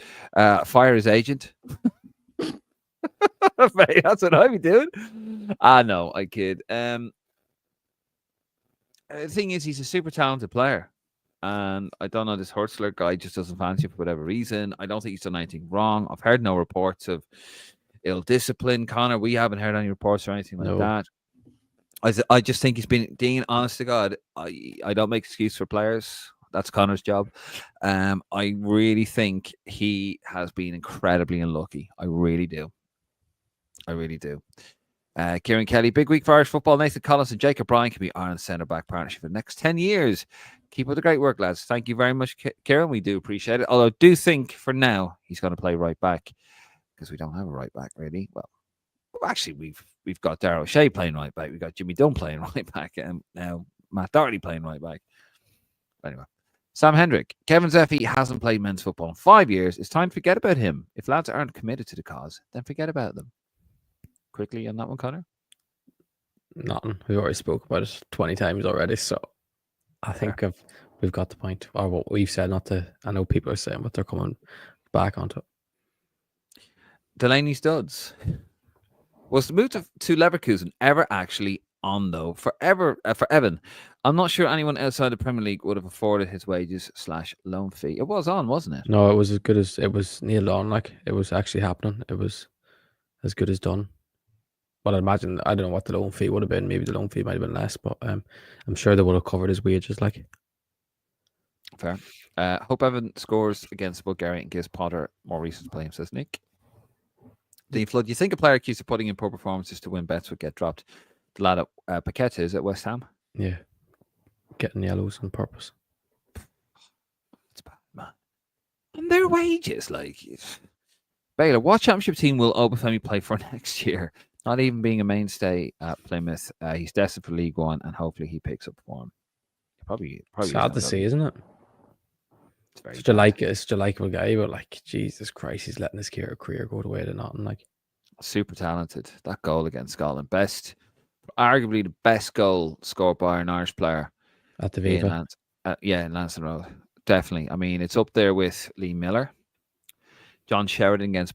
I'm not talking about importance, by the way. I'm talking about just sheer wow. Lee Miller against Sweden in 2006, his one and only goal. 1st of March, I think that was. 1st of March. Because I remember you posted that last week, I think. So that's why I remember seeing it. Yeah, it's a screamer. And then John Sheridan's against Bolivia, 94. Absolute thunder bastard. That was the first goal like that I've seen. Because when Irish players used to score goals, they're always daisy cutters or free. They're always headers or daisy cutters. From outside. But I think do it the Obafemi one. It wasn't important because it was the Nations League. It felt like such an important goal. It felt like the turning point of that Stephen Kenny era, didn't it? That day we turned it all around against Scotland. Yeah, and then we did. And then we went away and we thought we were going to do the battle away from home. And then Troy Parrott missed a 1-on-1, which we don't want to speak about. It could have been so different. It could have been so different. And then it all turned. Yeah, that was a cracking game of football. Sliding doors moments. Cracking game of football. Anyway, Dean Flood of Femi would be a massive League of Ireland signing. Just saying. He's not going to go League of Ireland. Would he have? Stop. Nick, well, ideally you'd want Paqueta to play with Ferguson because he's West Ham's only creative player. Yeah, it's true. Baylor, and if Evan Ferguson drops the championship next year and stinks up the gap, it's going to be a straight struggle. He's not going to the championship. Yeah, stop.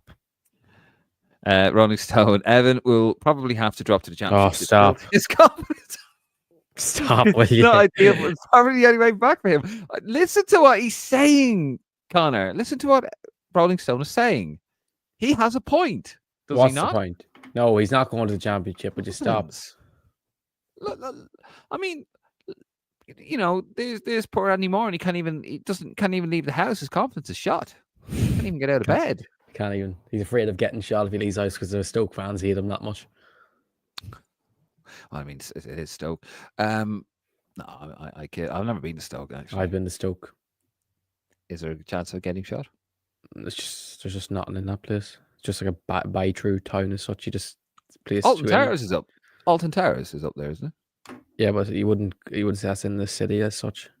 No, of course not. It's Alton Towers. You're not gonna have Alton Towers in the city centre. Yeah. Oh, funny enough, Newcastle Stadium's in the city centre, which is mad. Been there. Newcastle game. Newcastle Crystal Palace. It was my 30th birthday. Jesus, 11 years ago, I was bollocksed. I was so hungover. Anyway, so I keep forgetting I've actually been to St. James's Park. Baylor, at Dean Flood, he won't take League of Ireland money. That, of course, is Michael Obafemi. And then he goes, I know, but it would be cool. It would be. Adam Curtis, with Mason Mealy being named in the under-21s for these two friendlies, do you think he possibly should have been left to be named in the under-19 squad for the Euro Elite qualifiers? Connor. Yeah, it's annoying. I don't get it. Crawford said the other day, I think I really disagree with Crawford saying that he considers him an under-21s player now and that he should be in the under-21s. But no, my opinion is that he should be in the 19s because their qualifiers should be considered more important because getting to an under-19s Euro would be a lot bigger of a deal for the country. Even though Michael Noonan's a great step up from the under-17s to come in and replace him. But no, because with Ike Arazi and Trent Coney-Doherty on the two wings, imagine Mason Mealy as the number 9 that team, that'd be as good as any team in Europe really at that age. So it's disappointing to see him not be with that side, but maybe they might fly him in for the last game because I know they play, looking at the fixtures, they play Finland and Slovenia whilst under-21s are playing. And if they win them 2 matches, it would mean you'd imagine it'll be against Germany to qualify. Whoever wins that will qualify. And it's the day after the last 21s match. So maybe they might think, we'll fly Mason over to Germany to play that last game, which would be a big addition. There you go. Probably want to save money, but that's just my thought process. Harrison Dalglish. Hi, Rolling Stone. You're clueless. Ferguson obviously won't go down to the championship. What do you like? Most likely scenarios, he goes back in at Brighton. Danny Welbeck is only getting older. Of course, Dalglish, because we all know how much the Brighton manager loves him. Jesus. You seriously think Brighton will send a player who they value at £50 million to Championship? Files in your brain, Rolling flies in your brain, Rolling Stone. He responds, "I know it's hard, Dalglish, but it's time to let go. Ferguson isn't going to be the world beater you think he will be. Have a little cry for yourself and get over it. Who is going to pay £50 million for him now?" Wow, Rolling Stone. Yeah, he's not taking it this week. Baylor, Bradford getting promoted to League One. Will add a few more players to Heimer's radar due to most of the Irish lads over there being young. Yeah, it'd be good. Yeah. Harrison Dalglish, what's happened to giving young players time to develop? Money. That's what it is, isn't it, Connor? Like, it's just money. Too much pressure in the Premier League. If you're in a relegation battle or you're chasing Europe, you ain't going to give young players a go unless you have absolutely no choice. Those days Or even gone. it'd be the sort of thing. It's like if he was doing this in the Championship, something we'd be like, "Oh, give him time. He has time." But because he's doing it in the best league, we have such high expectations from him. It's because we have such a high expectations. We expect Ferguson to be a superstar at 20. That's probably why. Or there's so much pressure, and then when you put so much pressure on someone, it ends up being from being the perfect, or what's it? It's so. But what are you laughing at? The next comment. Sorry, go All right, continue. go on. No, it's just because when it's so bipolar, people are with Ferguson. So it's either when it's high, like when he scores a good goal, everyone's so good that he's just going to be the world beater. And then when it goes bad, it's like, oh no, he's overrated. He's shite. Fair. They were all playing twice if you're in danger, Gary.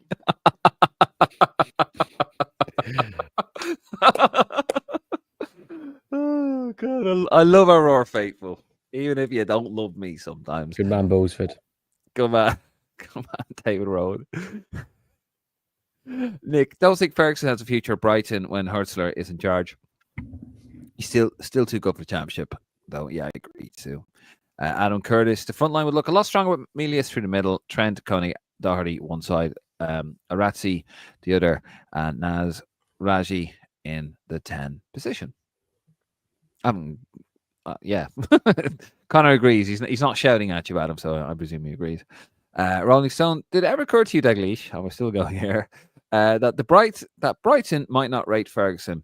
Has a thought like that ever crossed your tiny mind? Fucking hell. Adam Curtis, could be possible front four for Ireland in the future. And the players that he named there, says Adam Curtis. Harrison Dalglish, Christ, Rolling Stone, your messages are becoming more and more unreadable each time. Basic grammar and punctuation, please. You're not exactly a wordsmith yourself, says Rolling Stone. Mark Current, Dave, no skipping messages this week. I want your analysis on these insults to chat. Well, there you go, Mark. You've got what you wanted. I'm all for freedom of speech here, as long as it's kept within certain, doesn't get us kicked off YouTube kind of thing. I'm kept within a little bit of taste. Dean Flood, Rolling Stone, I have a group chat that I think you'll love. It's the Telegram Rep Tracker group chat, I think. Because there'll be plenty of arguments in there. Oh, okay. Rolling Stone, do you know where you can stick your group chat? Yeah.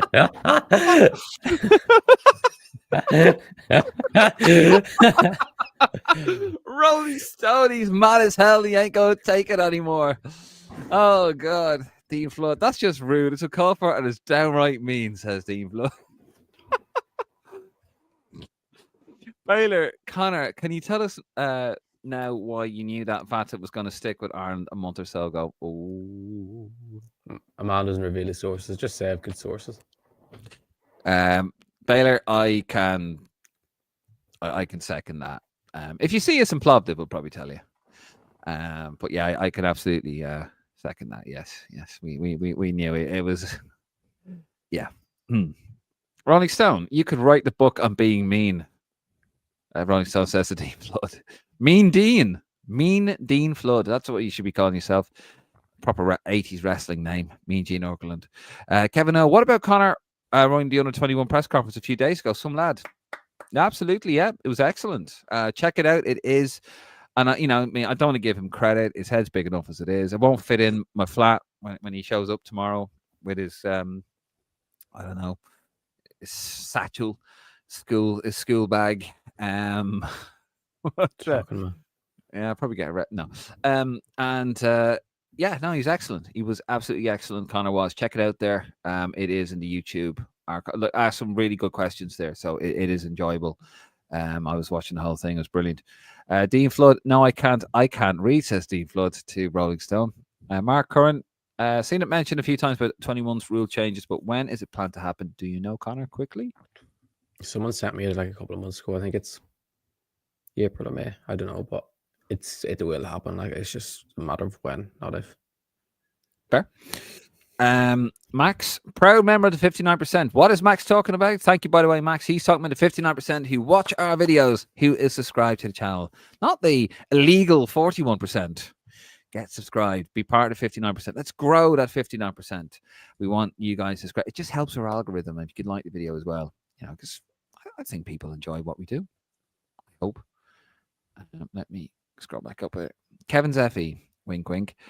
Dave, where did you play back in the day? Well, Kevin, back in the day, defense. I could play anywhere. I was in a decent side, actually. That won the league, won the 5-side league. I didn't play in it. They did win the league, though. I moved to England. 5-side league. Rolling Stone. Okay, this is getting ridiculous. No, Rolling Stone. Come on, we don't want you to go. I don't want you to go anyway. Ryan Kelly, can't wait for Keller to leave Liverpool for regular first team football. I think Newcastle will be a great fit with him.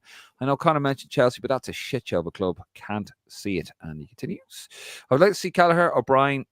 Sorry, here's his starting 11. First of all, we agree in that one, Connor, don't we? Go to Chelsea. Or Man United. I'll stop with you. Just give it up, man. What are your thoughts out there, Roar Fable? Do you think Kelleher will go to Man United? Even if you don't think so, just wind up Connor, because he's easier to wind up than a fucking wind up watch. And I enjoy it every week. Hi Connor. Ryan Kelly, I would like to see Kelleher. This is Ryan Kelly starting 11. Send over your starting 11, by the way. We've given ours. O'Brien right back, Abankwah, Collins centre back, Brady centre back, and left back Collins. So it's 5 at the back. Okay. Taylor. No, no. Cullen he doesn't want Cullen playing left back. He wants Cullen playing. Oh, sorry, CDM. I misread it. So okay, I misread it. My goggles. I don't think he wants Josh Cullen playing left back, to be honest. I don't know. I'm just reading out. All right. Okay. So, so Brady left back. Sorry, Cullen as a centre midfielder, with Taylor in beside him. Am I reading that? So Cullen as a central midfielder. Is that centre He mid? wants Zaz. He says centre forward, so he means in behind. Troy Powart with Mata on the right, Johnson on the left. Exactly. Couldn't have said it better myself. Sorry, Ryan. It's been a long day. Daniel, how many players can we call up? Because I've seen England called up 26, but we called up 23. Has that got something to do with different competitions? Because that's a World Cup qualifier England are in, isn't it? No, I thought theirs was in June. Is the qualifiers already for them? Or maybe I think it isn't in the June off, do they? Are they in the bigger group of 6?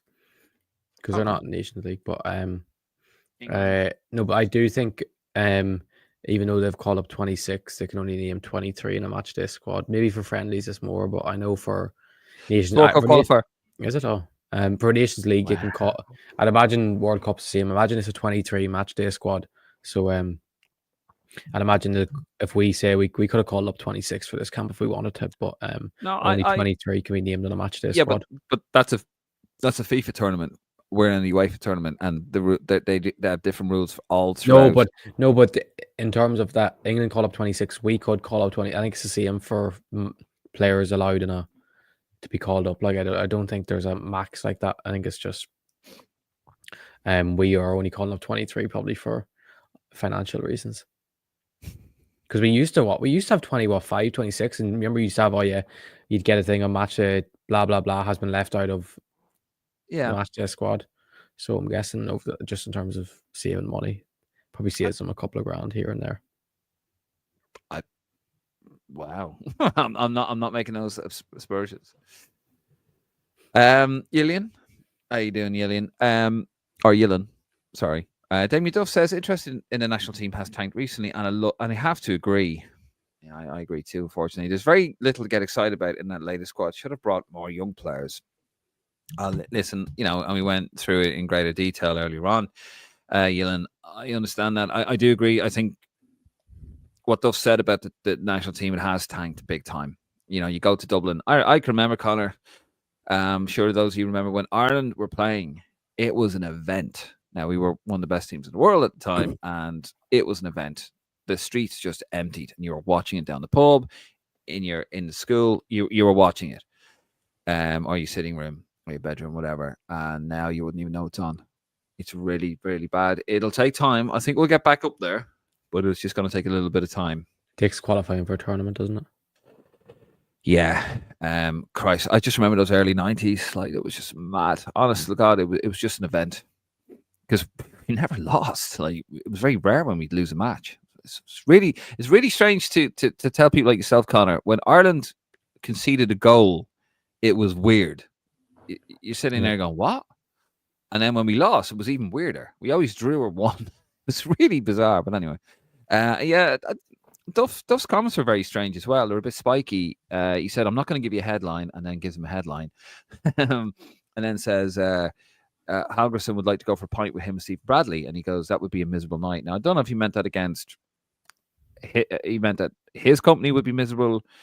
Duff's company would be miserable. I mean, Halgerson's company would be miserable, or he doesn't want to sit down with Stephen Bradley. I don't know. What did you make of that? I know, he's just being a bit weird by doing that. Like, just stop being so fucking odd, like, with that shit. Like, yeah, he's just being odd. Like, just stop being odd like that.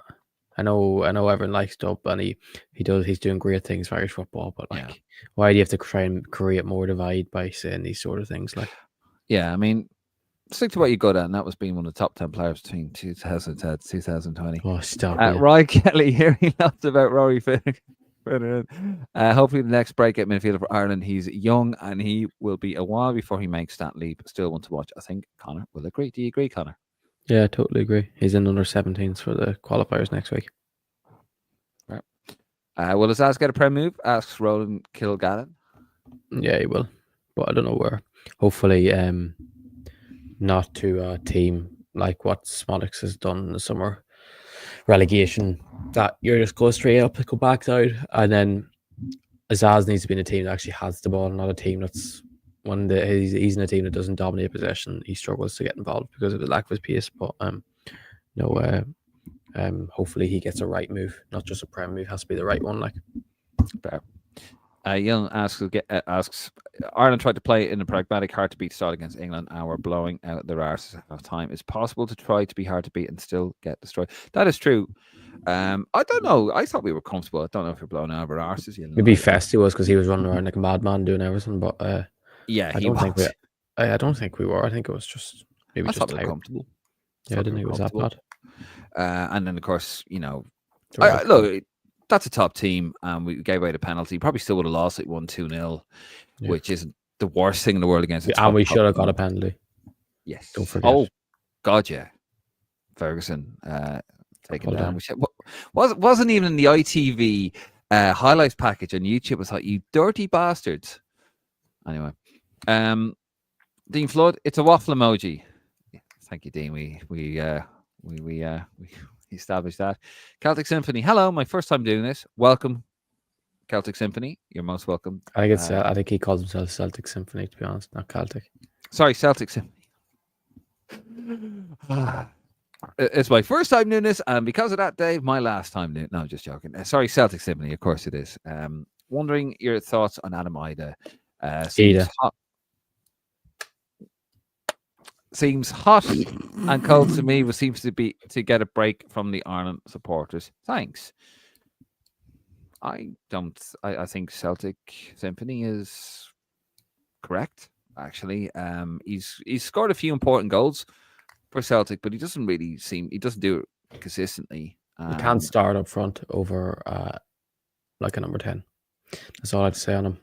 I think my Irish fans are massively overrating his form. I see people saying, "Oh, are you going to? We can't start Ferguson up front, but the form power and Ida's." And it's like, where the fuck is Ida coming into this conversation? See, hasn't been good since that. He was brilliant against Aston Villa in the Champions League. What was that? Yeah, probably almost 2 months ago, and done nothing since. He scores a goal off the bench for Celtic. Can't start up front. I think he should be fourth choice for Ireland up front at the moment.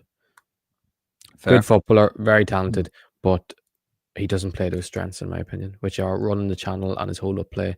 And there's games he refuses to run. England at home, that game, Jesus Christ, he was embarrassing that day.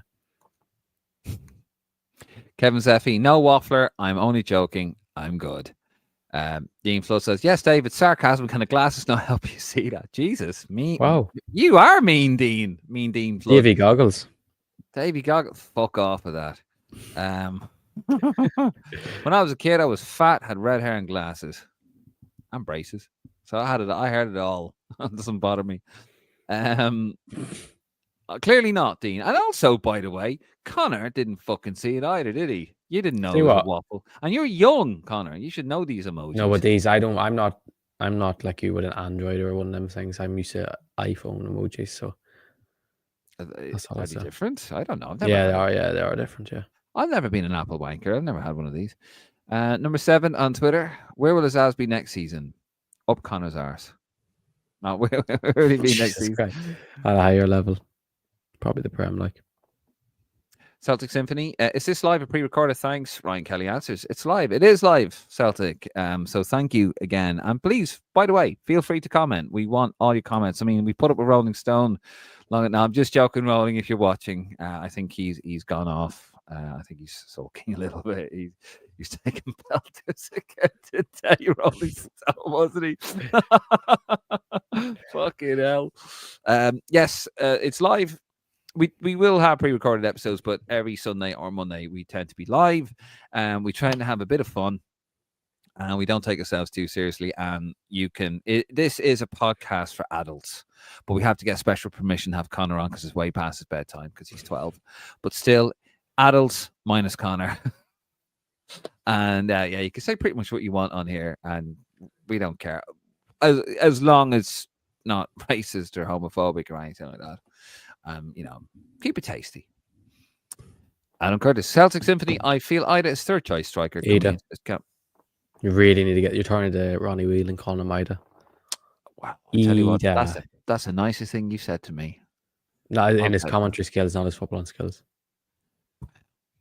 But I feel Ida is third choice striker coming into this camp. But the introduction of Sinclair Armstrong, I feel Ida is just going to fall further down the pecking order. What's the Ida of that? Inshallah to that. Please God. Sinclair Ida's a better finisher, but Sinclair is better at every other thing to his game. So maybe we could play him left wing. He's an option to play left wing even against the likes of Bulgaria, or even with a front two. Play him up front with Mr. Parrott. Him, the big target man, or balls in behind to lay it off to Troy Parrott. But no, I much rather Sinclair to Parrott, not to Parrott, sorry, to Ida. Who do you think Evan will end up with next year? I reckon he'll go on loan again. Maybe Leverkusen. Maybe the Leverkusen dream might happen in the summer. Love him to go over there, just smashing in Bundesliga. Celtic Symphony. I don't know how to reply to a chat, but Armstrong is not better than Ida, at least not now. Thanks. Thank you, Celtic. He's very polite, Celtic Symphony. Thank you for, it's your first time. You getting the gist of it. And I mean that purely. Brilliant. Roland Kilgannon would agree there, Celtic. And of course, Armstrong has a higher ceiling than Ida. And I do feel he has the same attributes as Ida. You happy now, Connor? You have me saying Ida. Yeah. But no, it's Ida, not Ida. Well, it is in London. Yeah. Mark Curran, easier to wind up than a wind up watch isn't the most creative thing I've heard, I must say. I know, Mark, but it is live, that's what we do. I'm trying to do this. I've got the camera, I've got the comments. So I'll do better next week. What's coming there? Kevin, I remember the games in Lansdowne Road at 3 p.m. on weekdays as there was no floodlights at the time. Glory days. We never lost it. We never lost it right. No, we didn't. I remember the game against Spain, and we were 3-0 down in 20 minutes. It was mad. I remember just being in shock because I thought we were going to beat Spain and qualify for the World Cup like we did in '89, but there you go. Rolling Stone, back in the 90s. Good man, Rolling Stone, he's back. It was usually a case of you'll never beat the Irish, but we are unlikely to beat you either. Yeah, we did get a lot of draws, to be fair. Ilan, I did notice Ida was bad against England, but then I watched most of that second half. My head in my hands. Fair. Is there any talk of doing a red card to Israel at the match in Aviva? Haven't heard of it. No. We're not bows. Nah, I just don't think it. I don't think it happened. Like I think we're all on the same page with most of that stuff. But we're gonna get pelted from that. Some bows. I'm gonna get a text from somebody. He was giving me pelters about Liverpool actually. No. I don't think it would happen at the Viva, to be honest. Yeah. And Celtic Symphony, I always thought it was pronounced idea. That clears it up. Thanks. Well, thank you, Celtic Symphony. And thank you guys for watching. We've gone just under 2 hours. Not quite an episode of Dr. Shivago, as someone said to me last week about our excellent episode, but we're going to leave it there. Thank you so much. This has been our window preview. Do you like that kind of preview? It's a bit sexier, yeah, a bit raunchier, a bit, It's like you said, Neil Farouja. Farouja. Yeah, gotta miss him now. Actually, where is he now? Is he? He's still. He's not. Oh, Christ! You see, a name like that needs to be. That's what I said. That's what. Remember, I was saying about the Heimer thing, about players going abroad, not the fucking Barnsley to get in the Ireland team. Yeah. Well, I'm not going to read this one out, Mr. Irish Football Blog, Bill. That's a bit. Wow. Yeah. Yes, we are still on. We're just about to wrap up. You're coming on here to see. What do you want, Bill? Go on, express yourself to us. He's taking notes. He wants to see what a decent podcast looks like. Oh, he won't take that. He won't. Got to get a text message now in a sec from him as well. I'm going to be getting pelters, as I have been through the whole episode. But anyway, listen, thank you so much to the Roar faithful. You guys are absolutely amazing there. One more, I'll tell you what, we got one more comment. Daniel Brown. It's all these different managers. It's definitely not Evan. Maybe, just maybe, not being good enough. It's not really all these different managers, is it? It's 3 managers. And one of the managers was the one that brought him through. Yeah, that's true. For Irish Football Vlog, I'll listen back. Don't worry. At least someone here likes to help out others. I do. I shared your article on the Facebook page. It's the most coverage you're ever going to get, son. Anyway, right. We are going to leave it there. So we're going to cut off the comments. Listen, thank you so much. And even you, Bill, and you, Rolling Stone. And of course, Celtic Symphony, well done. And you're very welcome. And hopefully we'll get you on the next episode. Make sure you subscribe, Celtic. You better be subscribing, Celtic. And you, Bill, as well. And you, Rolling Stone. Become part of 59% that does actually subscribe to the page. And if you haven't already, please hit the subscribe button down below. We're trying to get to 2,000 subscribers before the window ends. Yeah, obviously, Tuesday, we're going to have a preview of the game in Plovdiv. We're actually in a studio. We've rented out a studio, myself, Connor, and Martin. If Martin is obviously home in one piece on Paddy's Day.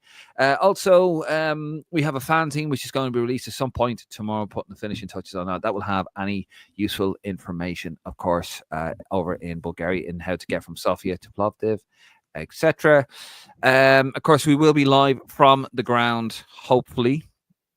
Wi-Fi depending, guys. Wi-Fi depending, because you just don't know on these away matches. But Connor and I will be there. And of course, we will be live from Dublin as well in Lansdowne Road. And we'll have a window review once we get back off the plane. Well, I get back off the plane from Dublin. I'll be straight home.